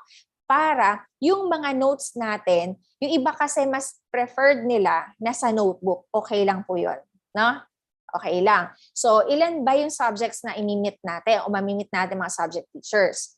We have, mamaya, no? Hindi ko na i-spoil yung sasabihin ni Sir Terence mamaya. Malalaman nyo, ilan ba yung subjects? No? Kaya, kung kayo gusto nyo bumili isa-isa, pero mas we encourage din na kung meron kayong mga used notebooks sa bahay, tanggalin nyo lang yung mga may, yung may mga sulat. No? Tanggalin yung mga may sulat, pag samasamahin yung wala, pwede natin yung gamitin. Kasi ang importante naman, mayroon tayong masusulatan. Clear tayo doon? Thumbs up kung clear tayo. Thumbs up kung clear tayo so far. Ayan, naghahanap sila. Nasa yung thumbs up? Oh, ayan. Very good. Thank you. Next, pen and paper. Actually, din to, no? Sabi nga ni Ma'am Michelle last time, hindi naman tayo pupunta sa giyera nang wala tayong bala. At tayo bilang mga mag-aaral, hindi tayo papasok sa eskwela nang wala tayong papel at ballpen. Okay? So, yun yun. Huwag na tayo masyadong, ma'am, ano pong kulay ng pen? Ma'am, ano pong paper? Kasi baka mamaya, yung iba kasi medyo natuwa sa ballpen. Lahat ng color yata ng rainbow, meron siya ng ballpen. So, sige. Pero, syempre, di ba, since formal schooling tayo, black, blue, no? Yun yung usually ginagamit natin. Black, blue, or red, no? Yung red for checking. Pero, for checking, advice na natin na, na lang, green, no? Green. Okay. Sige po. But, yun, i-emphasize ko lang, no? Pen, black, or blue will do. Okay. Clear? Next. Okay, dito na tayo. So, the first one, syempre, tayo yung magpo-provide nun. Ibig sabihin, yung books natin, and then yung pen and paper, syempre, si mommy at si daddy, si nanay, si tatay, sila yung bumibili ng mga ganon. Now, for our learning materials na provided naman ng school or ng ating mga subject teachers, una ay ang tinatawag nating the Daisian Learning Account. So, yung mga susunod na learning materials dito, ay isesend sa inyo ng ating mga class advisors na nasa loob ng isang Google Drive link o sa Google Drive. So pag binigay na sa inyo yon, nandito na yung makikita nyo yung mga babanggitin ko. Okay? So yung una ay ang tinatawag natin the Daisian Learning Account. So yung Daisian Learning Account ay nahati siya sa 5 section. So ano yun? Introduction ng lesson, discussion ng lesson, examples, assessment, and then the synthesis. So parang ito yung written, no? Written na discussion ni teacher. Kaya, hindi ko masyadong nakuha, di ba? So pwede nating balikan. Pwede nating balikan yun. So ito po ay pantulong. Okay? Pantulong sa atin. Pangalawa ay ang views or the video instruction every week for students. So ito po ay pre-recorded ng lesson. Halimbawa, mag-e-exam na tayo. Tapos gusto mong balikan ano ba yung lesson na to. So pwede natin itong balikan through views. Again, ito po ay nasa Google Drive na isesend sa atin ng mga class advisors natin. Okay. Next, we have the task. So yung task, syempre, yung task natin is time for activities, self-study, and knowledge synthesis. So dito natin gagawin yung mga task na binigay sa atin ng ating mga subject teachers. Ano yung activity, tapos hindi natapos sa school, meron tayong time for task. Okay, meron tayo, itong hapon na to, itong panghapon. Kasi usually yung mga morning session, yung afternoon nila, task yun. Diba? Paggawa ng activities. Paggawa ng anumang requirement o academic requirement. So that's task. Okay? Next. Okay, so yung learning management system will be discussed by Sir Terence Talia, the Vice Principal for Academic Affairs of the Senior High School. Okay, Sir Terence. Okay, thank you, Ma'am Marlene. So, my dear students, thumbs up na tayo kung naririnig ako loud and clear. Thumbs up lang tayo, mga anak. Ayun, so naririnig naman ako, no? Okay, salamat. Sige, you may now lower your hand, mga anak. Okay, thank you. Okay, so ang una nating pag-usapan, it's been 2 years since ang online class ay nangyari, di ba? Nagamay na natin at the same time naging familiar na tayo sa ganitong setup for the past 2 years because of the pandemic. And gradually, ginagawa nating bumalik sa normal setup ng education natin, di ba? Now, since 2 years na nga, gaya nga ng sabi ko, nung maging laganap yung ganitong setup natin ng education, for sure, familiar na tayo sa tinatawag na learning management system. And ito yung una kong i-discuss sa inyo, dear students. Okay? So makinig kayong mabuti kasi this is very important. Kung dito kayo nag-aral last year sa junior high school and kung dito kayo nag grade 12, for sure alam na natin ang ginagamit natin na learning management system dito.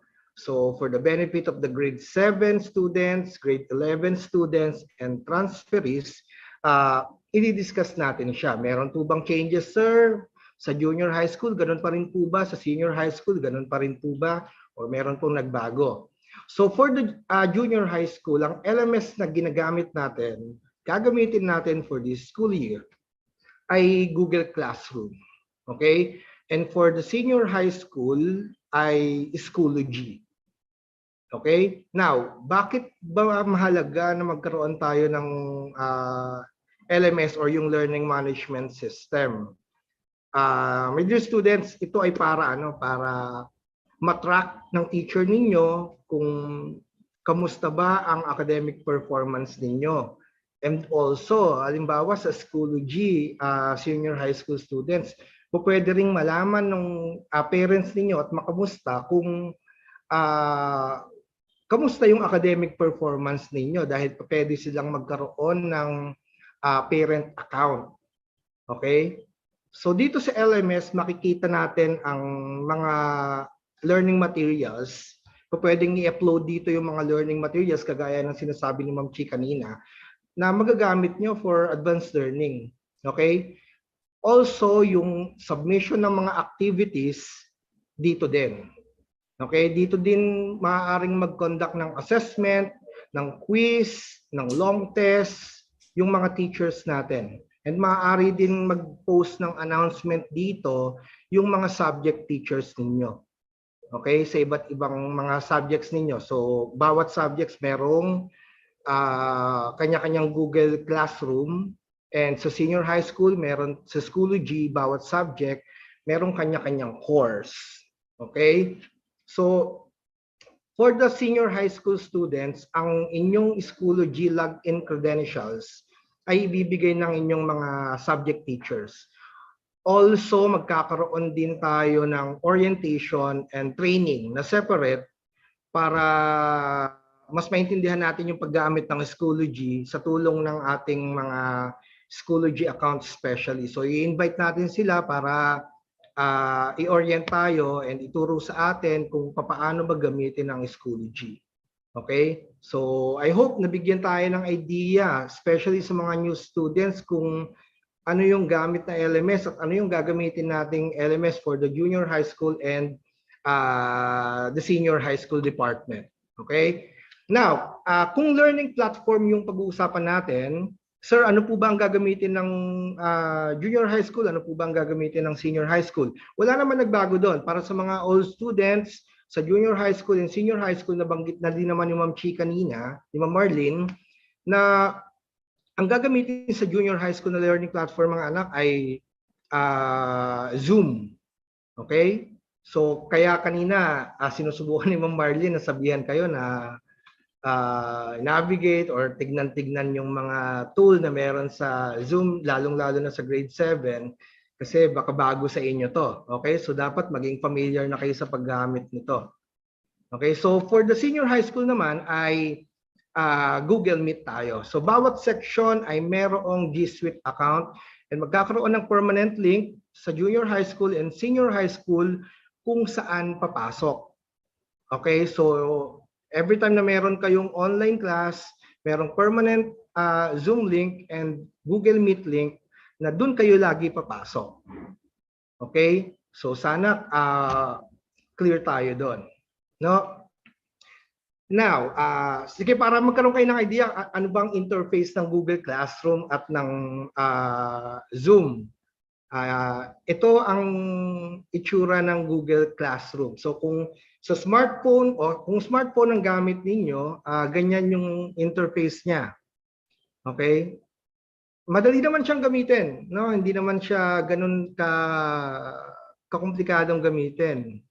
So, yung Schoology, ito siguro yung medyo kailangan nating pag-aralan ng gusto, kaya magkakaroon tayo ng separate dito na orientation and training kung paano gamitin ito. Okay? So, ganyan yung itsura ng Schoology.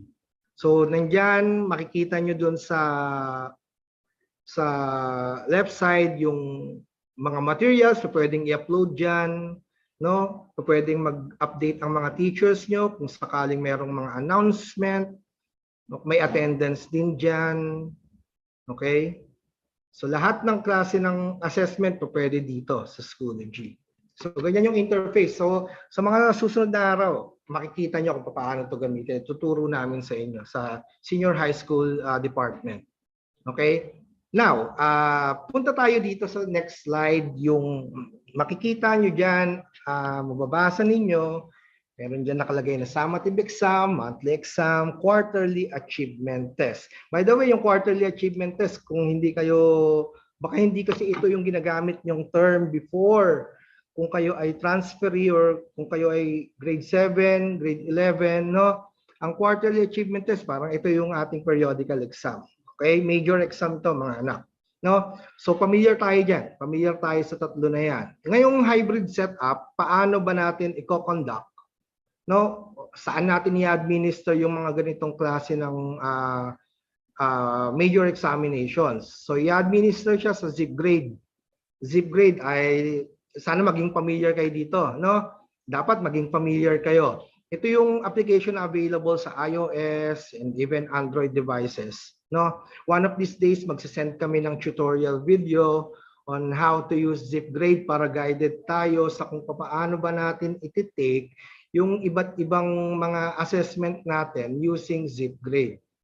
Okay? So, merong tutorial video naman na detalyado sa kung paano natin gagamitin yung ZipGrade. So, huwag kayong mag-alala, huwag kayong kabahan kasi hindi naman kayo pag-iiwanan dahil lang bago sa inyo yung ganitong klase ng application sa pagtitake ng mga major examinations. Okay? So, i-guide namin kayo. Okay, so next, isa ito sa pinakamahalagang bagay na dapat nating i-discuss. Okay? So makinig tayong lahat. Para aware tayo kung paano ba tayo gine-gradean ng ating mga teachers and saan ba galing yung paraan ng pagbibigay namin ng grade sa inyo. Okay? So ito yung grading system natin, dear students. Okay? So hindi po ito inimbento lang ng eskwelahan or kung ano man. Meron tayong basehan dito sa kung paano natin kayo ina-assess. Paano namin kayo gine-gradean. Okay? So for junior high school, makikita natin, ito po yung mga components. So meron po tayong written work, meron tayong performance task, and quarterly assessment. So for languages, AP saka ESP, para sa written work, meron tayong 30%. Okay, sa science and math, meron tayong 40%. MAPE and TLE, meron po tayong 20% na written work. So 20% ng grade ninyo ay magmumula sa written work. Sa performance task naman, ito yung medyo malaki-laki, kaya ang mga anak, syempre lahat naman tayo ay gusto. Wala namang estudyante na gusto na mababa yung grades niya. Diba? So kung talagang kayo ay gusto nyo na maipakita sa pamamagitan ng numero na kayo ay nag-excel academically, isa sa mga talagang dapat nating pagtuunan ng pansin ng, 'di ba? Pagtuunan ng pansin ay yung performance task kasi napakalaki po ng kanyang sakop doon sa component na 'yan, 'di ba? Makikita nyo dito 50% for languages, AP and ESP, science and math ay 40% and 60% sa MAPE and TLE. So ganyan po kalaki. Okay, so imagine ninyo, mga anak, hindi kayo nakapag-submit, hindi niyo nagawa yung performance task na pinapagawa ng inyong subject teacher, so malaki yung magiging mawawala doon sa grade ninyo.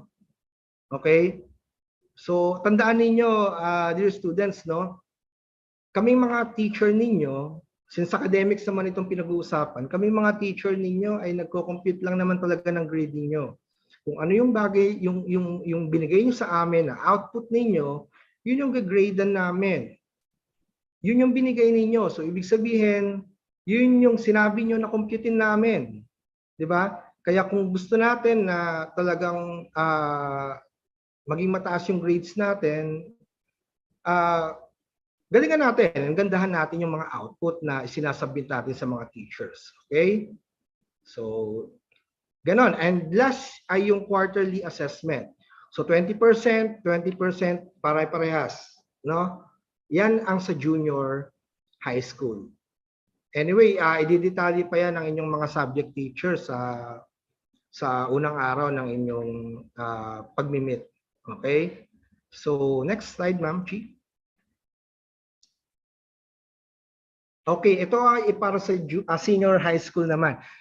Para dun sa mga grade 11 students, dahil kayo ay galing grade 10, iba po kasi ang setup natin sa senior high school.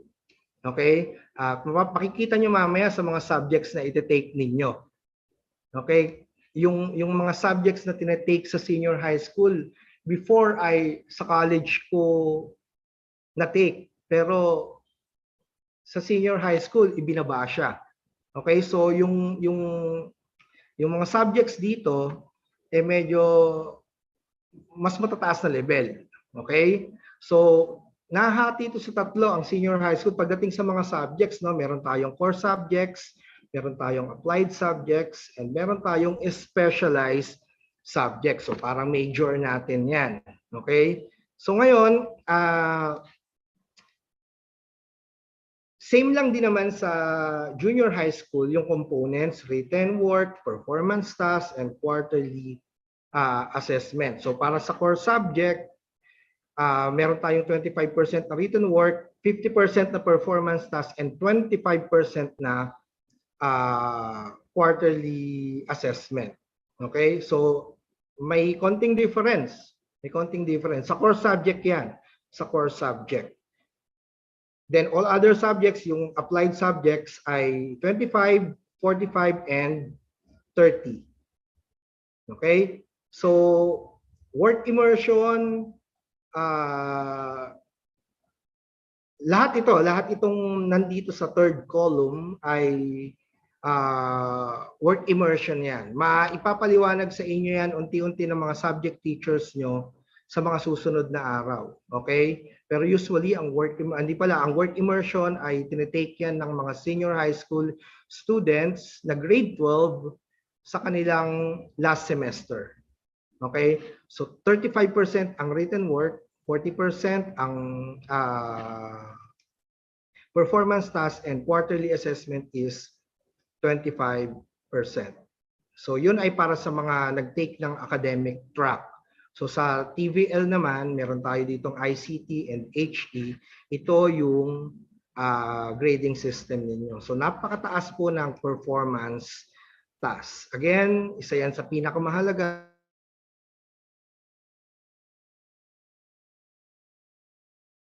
grading system ng junior high school and senior high school. Next slide po. Okay, so kanina, binabanggit natin yung mga subjects. So para mas maging detalyado yung bagay na dinidiscuss natin kanina, ito po yung mga subjects sa junior high school. Pare-parehas naman siya sa lahat ng grade level, no? Sa ating panlipunan, since ako yung AP teacher, grade 7 is Asian History, grade 8, World History, grade 9, Economics, and grade 10, Contemporary Issue. Pero lahat po yun ay under naman ng disiplina ng ating panlipunan. So, yan po yung mga subjects ninyo. Meron kayong elective na robotics. Okay? Okay, so ito yung medyo iba-iba. Sa senior high school na ito, my dear students, no. Sa STEM, makikita nyo dyan kung ano ang mga subjects na dapat nyong na iti-take ninyo, na magiging subject ninyo mula grade 11 hanggang grade 12. Okay, so iba-iba siya. Nagbabago tayo ng subjects pagdating ng second semester. Okay, so ayan, hindi na natin iisa-isahin pero makikita nyo dyan, meron tayong core subjects, meron tayong applied subjects, and meron tayong specialized subjects. So usually sa senior high school, nag-iiba-iba yung ating core subjects, yung ating specialized subjects. Pero yung core subjects and applied subjects, lahat yan tinetake ng buong grade level. Yan ang para sa STEM. So makikita nyo dito ang specialized subject ninyo for first semester, General Biology 1, Pre-Calculus.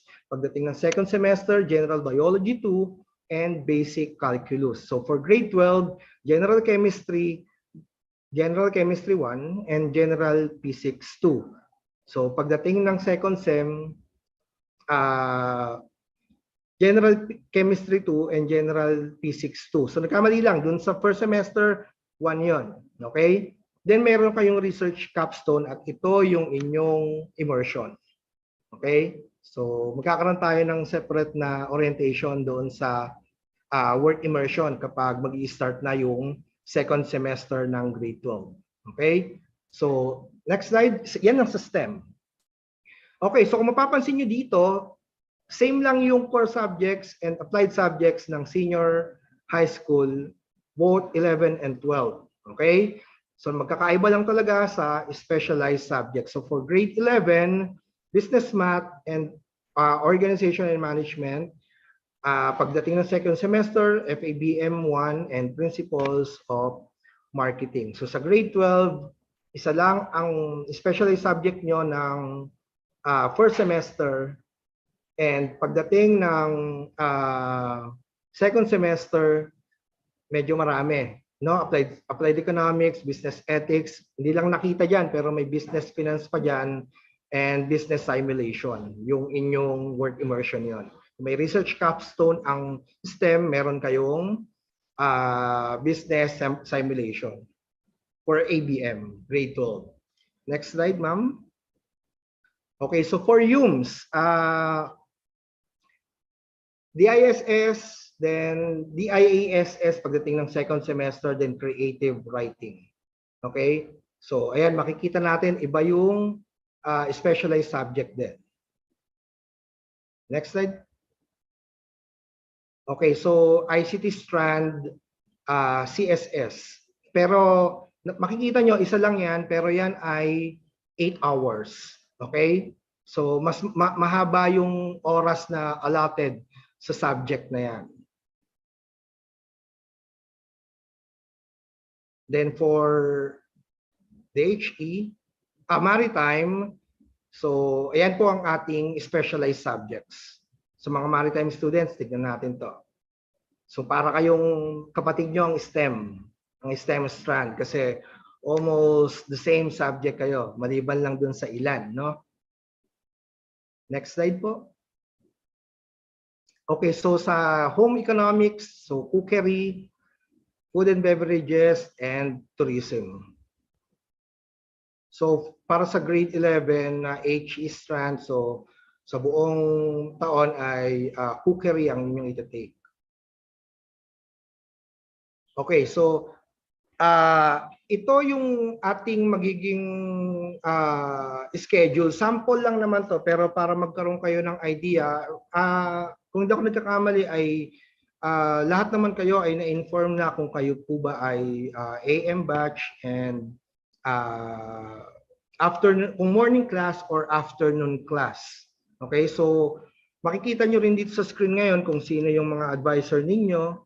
Okay, and makikita nyo kung anong oras ang morning class and afternoon class. So for the grades, so meron tayong flip schedule and full online schedule. Ito ay kagaya ng explanation ng Ma'am Chi kanina, ito ay hanggang October. Okay?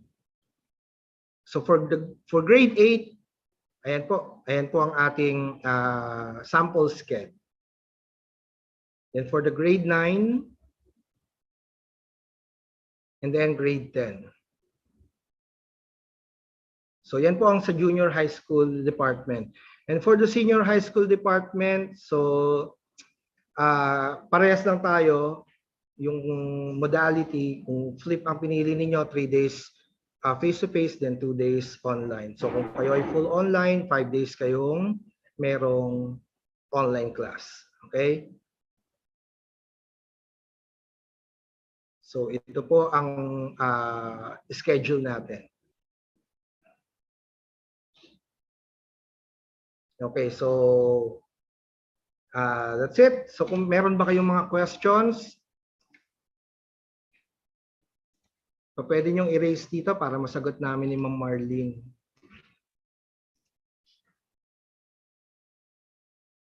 Okay, so kung basta bigla kayong magkaroon ng tanong about academics, huwag kayong mahihiyang mag-message sa amin, sa advisors ninyo, sa mga advisors ninyo, kay Ma'am Marlene, no? Huwag kayong mahihiyang magtanong, no? Sasagutin namin kayo. So, yun lang yung presentation namin about academics. Again, maraming salamat sa inyo and good morning.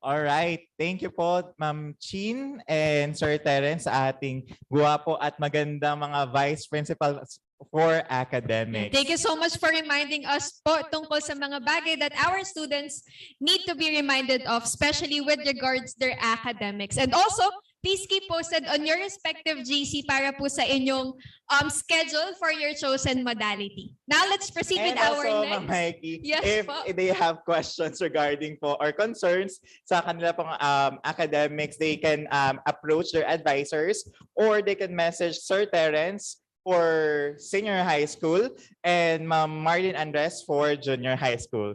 Go ahead, Ma'am Mikey. And without any further ado, let's proceed to the final leg of our speakers for today. They will be discussing actually the activities that I think inaabangan din ng ating mga dear Ma'am Daisians. Di ba nagtatanong nga sila kung saan sila organization sasali, even lalo yung mga grade 7 students because they are very excited kung ano ba yung pwede talaga nilang salihan based on their skills and based on their talents. That's right. And to tell us more or to tell us further of what's in store for you, dear Daisians, let's have our Vice Principal for Student Affairs from the Junior High School Department, Ma'am Michelle Alcanar, and from the Senior High School Department, Sir John Ford Kennedy Liacas.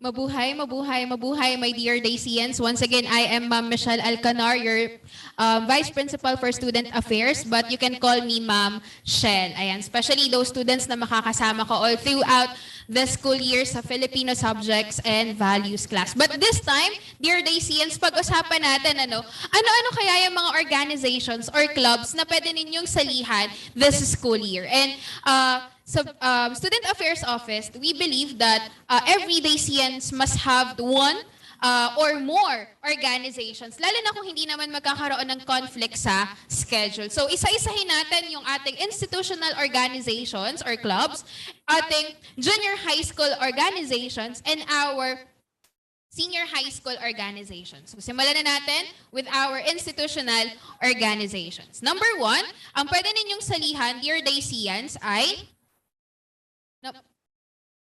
next slide po. Yan. DYCI Robotics. Okay, so a Dacian could join DYCI Robotics. Please approach Sir Beryl Cruz. Pero syempre, dear Dacians, dahil institutional organization ito, there are applications and kailangan mag-undergo tayo ng ilang mga process sa pag-join natin sa DYCI Robotics team, because we know naman that this organization, this club, is really a competitive one kasi, dear Dacians, they really competing national and international level na competitions pagdating sa robotics. So, if you want to join robotics, you may approach one of the coach of our robotics team, which is si Sir Beryl Cruz or si Sir Jasper Alberto. So, if hindi nyo naman sila ma-communicate or medyo nahihiya, you could approach Ma'am Shell, ako, or si Sir Kennedy if you want to join DYCI Robotics team. Okay? For our next institutional organization is our Dagalak. So those students who have this ability or skills na pagkanta could join the Dagalak. And bago magbakasyon, nag-open sila ng application. So, hintayin natin, dear Dacians, if magkakaroon ngayong umpisa ng klase, na audition for Dagalak. So, you could join Dagalak if you have this ability or talent sa pagkanta. Last day, nung meron tayong campus tour supposedly for our grade 7 students, na open na ito ni Circle sa ating mga grade 7 Dacians. So again, this is an institutional organizations. It's for all, for our junior high school and senior high school student. And next institutional organization is the English Speaking Campaign. Our English Speaking Campaign is headed by Sir Arman Gonzalez. Marami silang mga activities na inihanda or innovations for this school year, lalo na, dear Dacians, dahil tayo ay face-to-face na. We have the ComQuest, Dacian Words, and Oasis. Let us watch this short video na magpapakita ano nga ba ang meron sa ComQuest.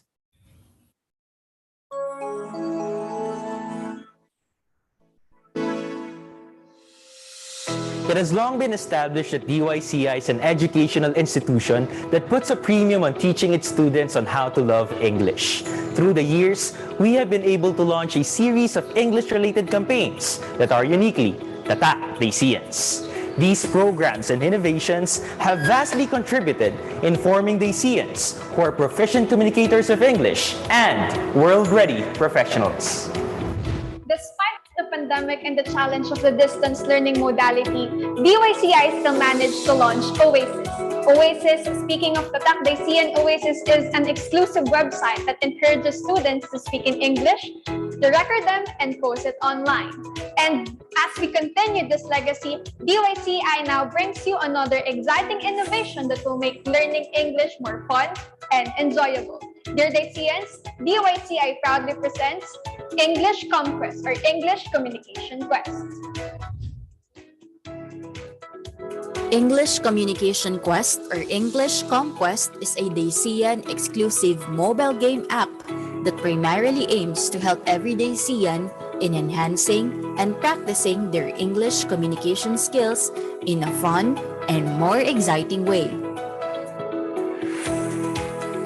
This app contains English lessons and trivias that are scattered in different stages throughout the student's quest. The stages may vary from vocabulary words, spelling, grammar, and oral exams. Through this novel innovation, DYCI hopes to continue its legacy of giving prime value to learning and loving English in a more exciting and innovative way. Dacians, you can get the English Conquest app in 3 easy steps. First, download the APK file on your phone. This will be possible through a Google Drive link that will be sent to the students. Second, install the app on your phone. And third, run the program. After creating your account, you may now begin your English quest. For every quarter, 10 exciting stages await you. This will be tracked and monitored by your subject teacher. At the end of every quarter, our top scorers will then be recognized on our Quarterly Excellence Awards. Indeed, in DYCI, learning is not boring. Watch out for more English-related updates and innovations. Dacians, I'm Irvin John Andres. And I am Kaela Luis de Guzman. Together, Let's start our English communication quest.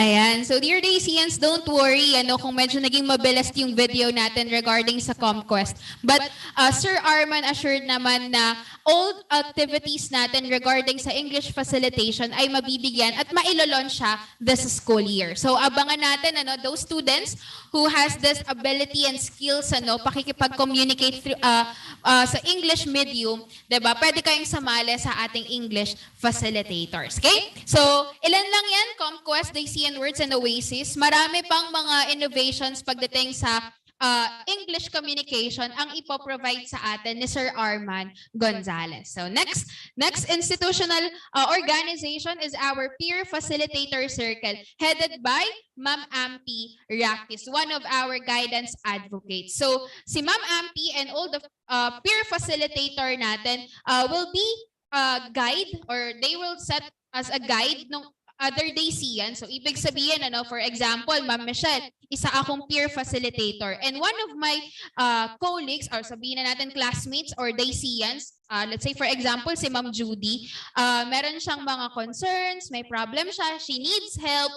Pwedeng ako as a peer facilitator ang tutulong sa kanya. Pero syempre, all my actions is guided by our guidance and counseling center. Sila Ma'am Ampi, sila Sir Tom, sila Sir Raj, sila Ma'am Marian, at iba pang guidance advocates. So, Peer Facilitator Circle is an institutional organizations, both junior and senior high school student could join this organization. Okay? Next organization that we have is the Dacian Live Production Team, headed by Sir Renen Bantilio. Right now, hindi pa sila nagpapa-audition kasi they have, this organization has different members or parts. Merong anchor, may script writer, may regarding dun sa technical things nila dyan sa Dacian Live. So let us wait for the announcement kailan magkakaroon ng separate audition for Dacian Live. So bigyan ko lang ng idea, especially our grade 7,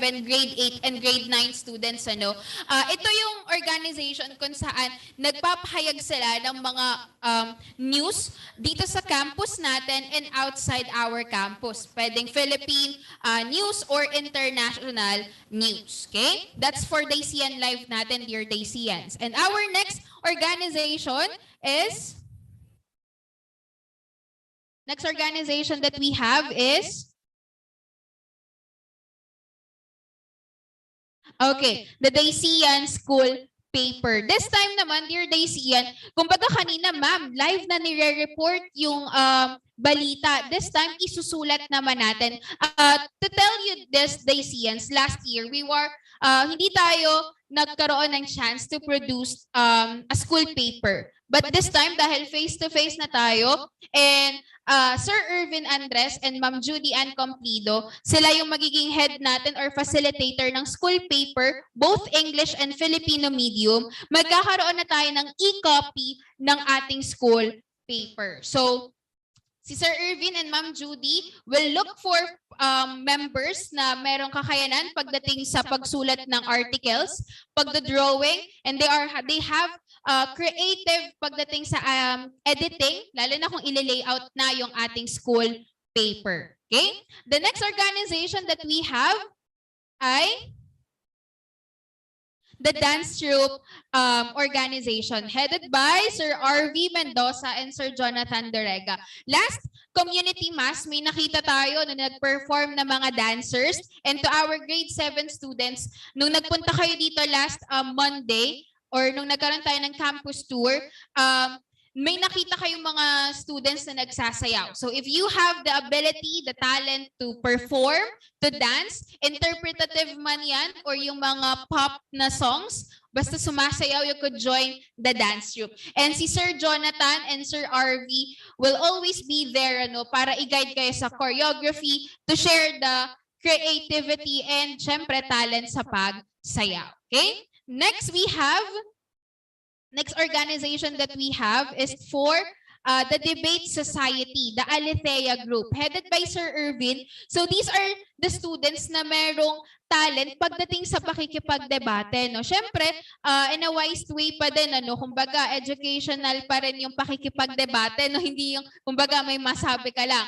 These are the students na talaga nagko-compete nationally dito sa actually last school year lang. They were the champion pagdating sa debate. So if you have this talent na makipag-usap, makipag-debate in English, try to join Alethea Debate Society. Okay?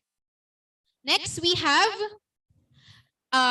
for math naman ito, those students who are into Sudoku puzzles, you could join the Unicus headed by Sir Darcy Gan and Ma'am Janila. Meron na silang iba't ibang competitions last school year or nung mga nakaraang taon pa. They compete sa Sudoku puzzles, and nito lang bakasyon, nagkaroon din sila ng training pagdating sa Sudoku puzzles. So if you want to or if you are interested to join the Unicus Club, please select yan mamaya sa registration natin sa organizations. Okay? So again, for Sudoku, Unicus Club. Okay? Next. Syempre, we are known naman in participating sa mga religious activity. So if you are into religious activity, try to join FCC or yung Friends in Christ community headed by Ma'am Rowena Gaan. If you are really into dun sa mass natin, ng community mass natin, meron kayong nakikita doon, we have readers, we have the collectors, sila ay mga Friends in Christ community, both for junior high school and senior high school students. So sana, ako din, personally, I would like to invite kayo, dear Daisians, to join FCC kasi kasama ni Ma'am Gaan, ako rin ay tutulong in assisting our members sa FCC, Friends in Christ community. So kung sakali man, last mga projects din ng Friends in Christ community ay yung Saturday school, yung pagpa-participate natin in any religious activity. So sila yan. So sana makasama ko kayo dyan, dear Daisians. And next, we have naman po the junior high school organizations. This time naman, per department na tayo. Ito yung pattern. If you have institutional organization, pwede rin kayong sumali dito sa ating department o yung by department natin na organization, especially for junior high school students. Okay? Ano-ano kaya yun? Let's see. What are the organizations allotted for our junior high school students? We have the next list for the English Department Club. Ito po ay maaaring bumuo ng iba't ibang mga gawain, lalo na kung may English month tayo, English activity, English week, sila ang facilitator dito. Headed by our learning area head, Sir Irvin John Andres. So, mamaya ipapakita ko kung saan kayo magre-register para makapili kayo ng at least 2 organizations ninyo, dear Daisians. Again, every Daisians must have at least 1 or 2 or more organizations na sasalihan. Okay? And the next club that we have is for Math Department, which is the Math Club, headed by our Learning Area Deputy, Ma'am Janila Simbulan. Okay? So, syempre, you could approach Ma'am Junila no, if you want to compete sa mga competitions natin na meron regarding sa math, like MTAP, Sudoku puzzles, and other competitions that we have. Next club that we have is the Likhang Filipinoy for the Filipino department, kung saan pwede rin tayong mag-approach kay Ma'am Judy if we want to write article pagdating sa Filipino. Ayan. So kung meron man tayong mga celebrations, you could also propose activities kay Ma'am Judy. Ano, malay nyo, maybe sa susunod na mga buwan, ma-approve yung inyong mga activities, diba, regarding sa Filipino or kulturang Pinoy, then why not, diba? Ilalagay natin yan sa ating school calendar. And the next club that we have is for Science Club. And we all know naman that this department has a very beautiful laboratory. So all of your activities could be facilitated doon sa facility natin, yung ating shire. Our science department is headed by Ma'am Joanna Avis. So if you want to help our science teacher maintaining our science laboratory, you could join this club. And I hope to know and approve your activities regarding sa science. Okay? Let's have naman the next club for junior high school student, which is the RISE, the Student Enrichment to Social Engagement, headed by Ma'am Camille San Luis. So if you're into social studies, yung mga social issues natin, please join this AP club or the Social Studies club. Okay? Next that we have is Artistikong Daisian. So it is the MAPE Club headed by Sir Jonathan Dorega. If you have the creativity pagdating sa music, arts, PE, or even health, please join MAPE department. So I hope to see creative Daisians here sa MAPE department. Okay? Next, we have the next organization. We have the Computer Club headed by Ma'am Sofia Lorente. So last time, to give you an idea, Daisians, during pre-pandemic, nung everything is normal, we, DYCI, go to different schools, especially the public schools, and we teach yung computer knowledge or computer studies. Kumbaga, nagbibigay ng knowledge regarding sa paggamit ng computer. So we hope mabalik siya this time. And if not, I know the computer department could give us good activities na makakatulong sa kapwa natin Daisians. And kung ma-extend pa natin to other people, why not, diba? And for the last organization for the junior high school is the LE Club. Okay po. Yung Livelihood Club. So, headed by Ma'am Isabel Fabi. Last pre-pandemic din, to give you a background again, dear Daisians, there are food fest. Naalala ko, pinasok din siya during the buwan ng wika. And meron din namang mga activity like food fest nga, headed by our Livelihood Club. So, if you are interested or nandun yung passion ninyo creating this kind of activity, please join Livelihood Education. So, napapansin ninyo, for the junior high school organization, ito ay puro mga subject areas natin. So, mamaya, next po natin, Sir Darcy, para dun sa scanning ng QR code.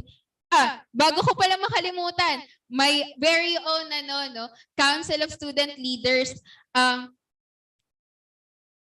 okay, headed by yours truly, Ma'am Shal Alcanar and Sir Lester Esguera. These are the students na makakatuwang ninyo, dear Daisians, if you have concerns sa school or sa classmates ninyo or sa mga activities natin sa school. They could help you sa mga projects na meron tayo. Plus, Council of Student Leaders has this different programs and activities na ibibigay sa inyo, dear Daisians, na I hope every one of you will participate. Okay? Through online man yan or face-to-face. Meron na silang mga prepared activities na ready i-share sa inyo. Okay? And next po tayo, this time, nakikita nyo sa screen, flashed on your screen is the QR code. Okay? Please scan it.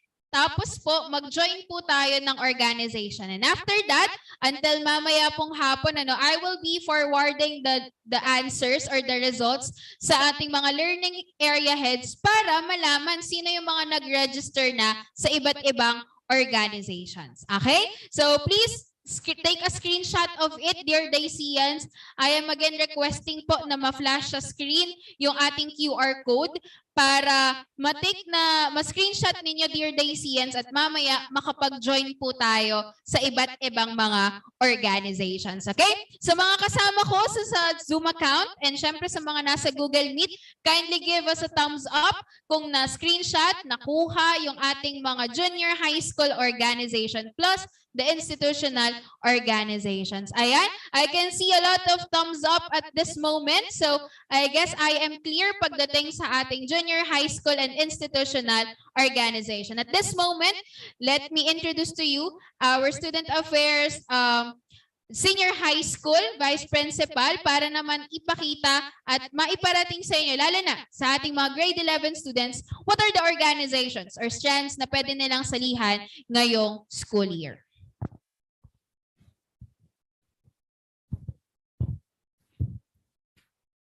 Ayan, good morning senior high school students. By the way, I'm Sir Kennedy, ang inyong Vice Principal for Students Affairs. So kanina, diniscuss na ni Ma'am Shell Alcanar yung institutional organizations na pwede nating salihan. So this time, as part of the responsibilities of the student affairs, we wanted to make sure that all senior high school Daisians are affiliated to all the organizations that we have in our school.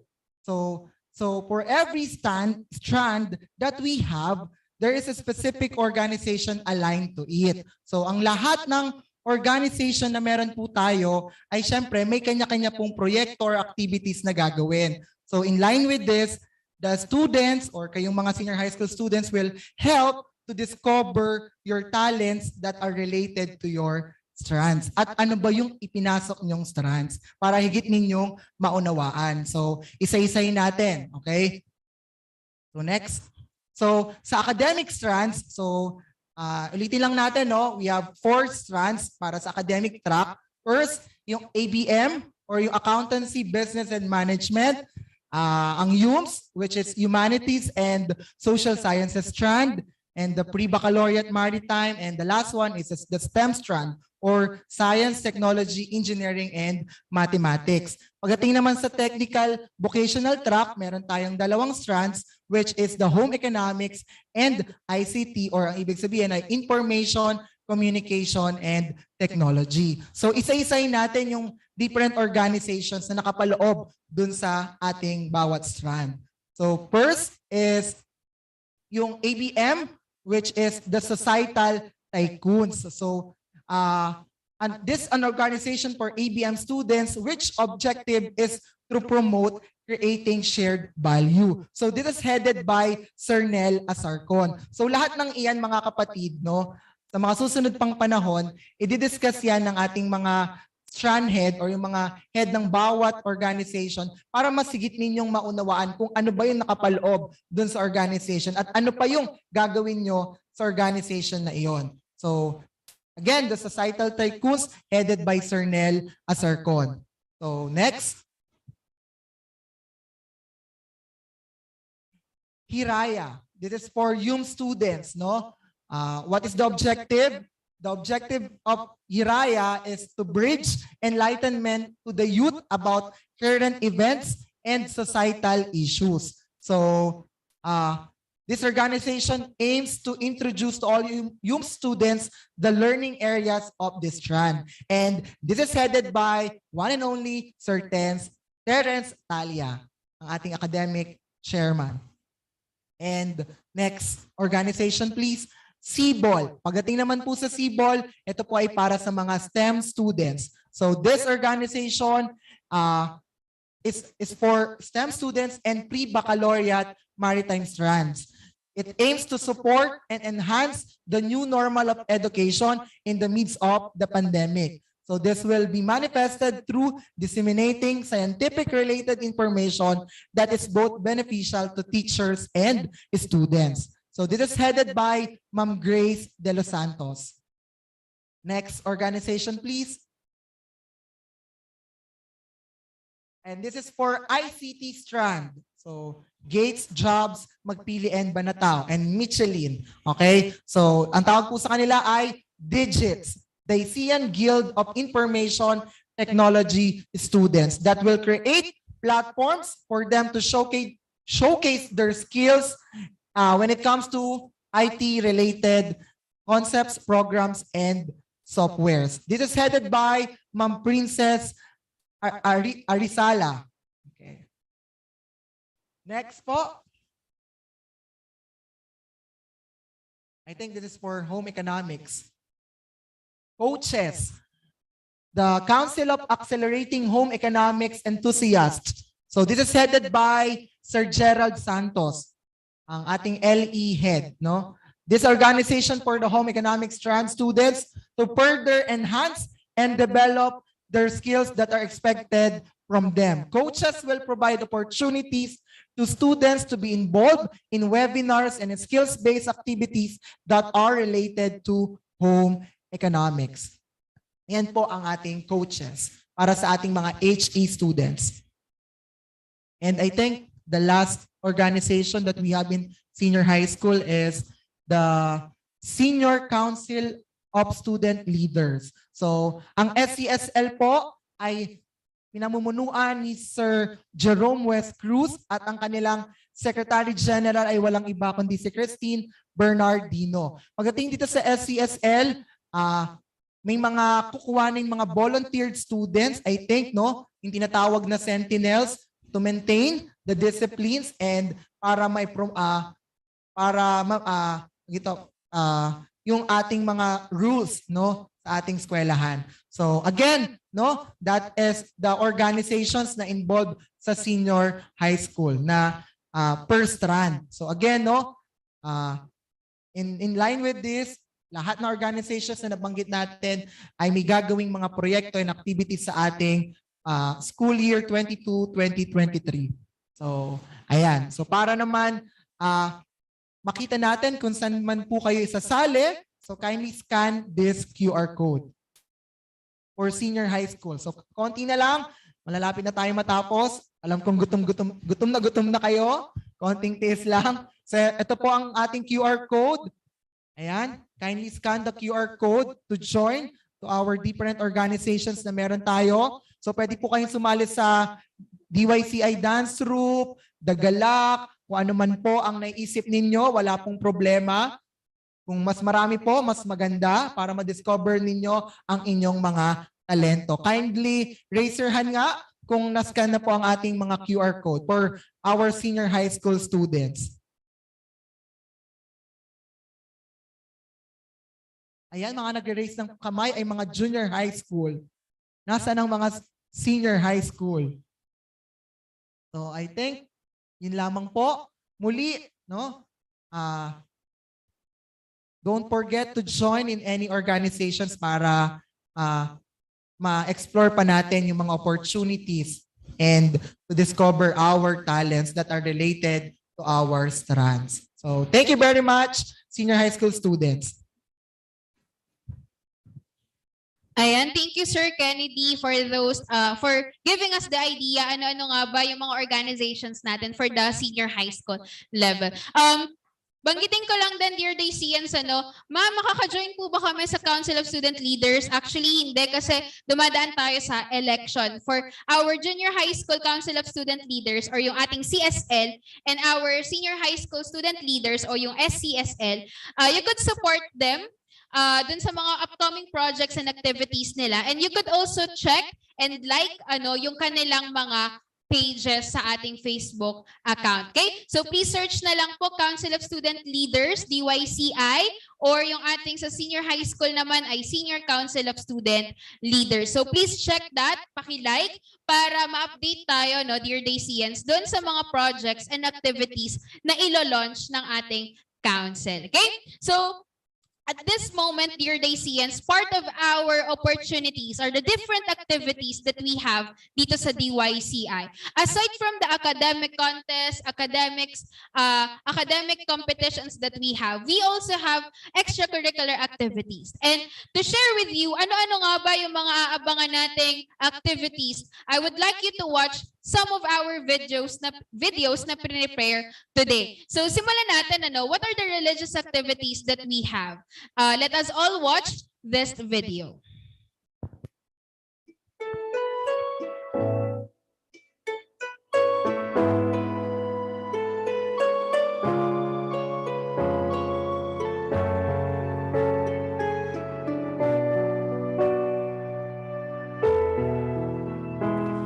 In the depths of our hearts, our Lord's calling, seeking us all to answer the mission of mercy and compassion for all. Happy are those who are merciful. Happy are those who are pure in heart. Yes, we shall love. Yes, we shall share. Yes, we shall serve. Now let us begin to bring your compassion and mercy to all humanity. Lovingly serve the last, least, and lost. Selflessly care and share all our lives. For all the poor, the naked, the hungry, and in their midst we find the Lord.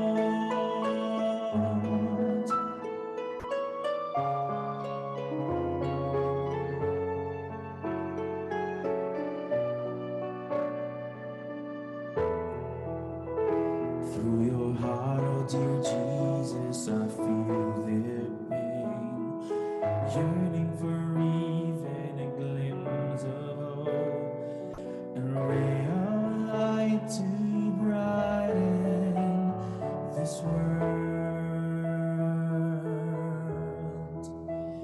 Through your eyes, oh my Lord, I can see you, faces of all your people, thirsting for love, seeking for time, searching for joy. Now let us begin to bring your compassion and mercy to all humanity. Lovingly serve the last, least, and lost. Selflessly care and share all our lives. For all the poor, the naked, and hungry, and in their midst we find the Lord. Oh, let us begin to bring your compassion and mercy to all humanity. Lovingly serve the last, least, and lost. Selflessly care and share all our lives. For all the poor, the naked, the hungry, and in their midst we find the Lord. For all the poor, the naked, the hungry, and in their midst we find the Lord.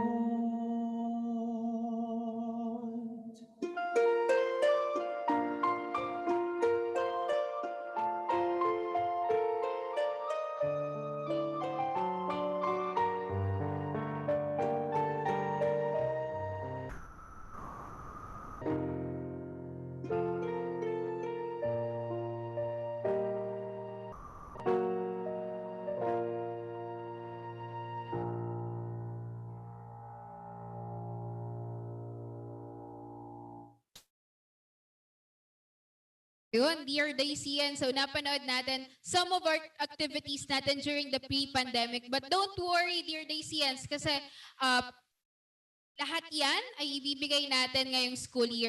Maaring hindi ganun kasing katulad ng mga nakaraang pre-pandemic pa natin, ano? But we assured you that this school year will be more fun, syempre, and you will learn a lot of things. And syempre, lastly, ma-strengthen at syempre, pero syempre si Ma'am Michelle, ano? At higit sa lahat, mas mapapatibay yung inyong mga talents, skills pagdating sa pakikipag-communicate and all of your talents and skills na mayroon kayo. So, dear Daisians, I am hoping that everyone will participate sa ating mga activities, projects, and programs na meron tayo dito sa DYCI. And sana makita ko kayong lahat doon sa mga programs na iyon. And part of that is next week, meron po tayong campus tour. Ano? Sana makita ko kayong lahat dito sa ating campus. Seeing all the facilities na meron po tayo. So that's all for it.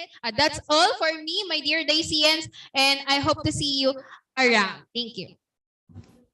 There you have it, dear Daisians. Thank you, Sir Kennedy and Ma'am Michelle, our Vice Principal for Student Affairs.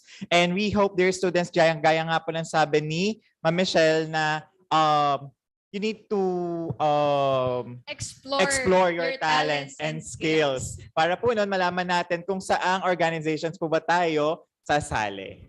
Okay? And also, I would just like to add, with regards Ma'am Michelle and Sir Kennedy's explanation earlier, there are some activities or some clubs that also extends. Kanina na-explain nila, that also extends to senior high school, just like yung ating DYCI Dagalak. So it is not just exclusive for our junior high school, but also for our senior high school. We also have our dance troupe, Yes, DYCI dance troupe, right, sir? And also we have our we are working with Sir Irvin and with Sir Arman for our conquest, for our English activities na ako personally, I would like you to look forward to it. And of course, our Oasis that we will be including the flip modality also, since Oasis and Conquest before were designed for online platforms. But this year, it would be different. Actually, ito na talaga, Ma'am Mikey, yung mga tatak Daisians sa mga different activities and programs that we have. And before we end this meeting, Ma'am Mikey, we would like to remind everyone about the activities for tomorrow. So tomorrow, dear Daisians, we're going to have, and to our dear parents as well, we will going to have our parents orientation, our first parent orientation that will happen this coming Saturday. So the time for logging in is at exactly 8:30 and the orientation will start at 9 a.m. That's right. So for our dear parents na hindi pa po naka-logged in or hindi pa po naka-fill in sa form natin, please do fill in yun pong inyong information on our forms. Okay? And of course, we will be having our campus tour on Yes, sabi nga po ni Ma'am Michelle na we're going to have our campus tour on August 31 to September 2. And also, gaya nga din po na sinabi ni Nurse Julie yesterday that the vaccination schedule will be on September 1 to September 2 here in the DYCI main campus. So we're just going to wait for some announcements na ibibigay po ng inyo pong class advisors sa inyo po mga respective GCs. So wait for it, dear Daisians. And also just an addendum, during your campus tour, since Sir Ayo or Sir Almario Sebastian mentioned already our do's and don'ts as a Daisian, Ma'am Michelle have mentioned that you will also be given an electronic copy of our roadmap, of our official student handbook, so that you'll be informed more about the do's and don'ts, dear Daisians. And I guess that's the wrap for today, sir. Yes, Ma'am Mikey. So thank you very much, Ma'am Mikey. So I think that would be all, dear Daisians, and we are thankful for all of the Daisians who are here and joining with us for our road week for this 2 days. Thank you so much. And this has been Ma'am Mikey. And this is Sir Jonathan Dorega. And once again, have a good day, everyone, and may God bless us all. And as one Daisian family, let us all sing to end this meeting our Daisian team. More than a school, a family.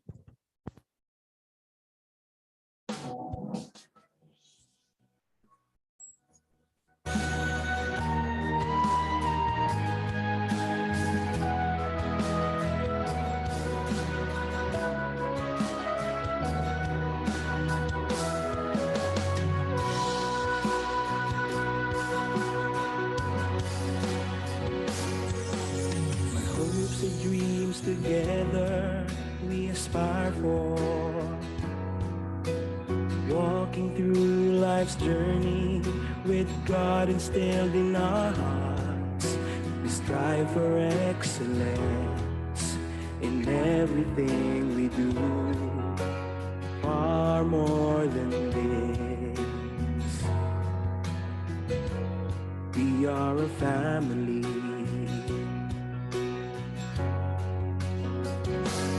More than a school, a family. Our school shall always be our home, where our tomorrows start. More than a school, a family. Wherever we will go, in our hearts and minds, Dr. Yana's colleges is where I proudly belong.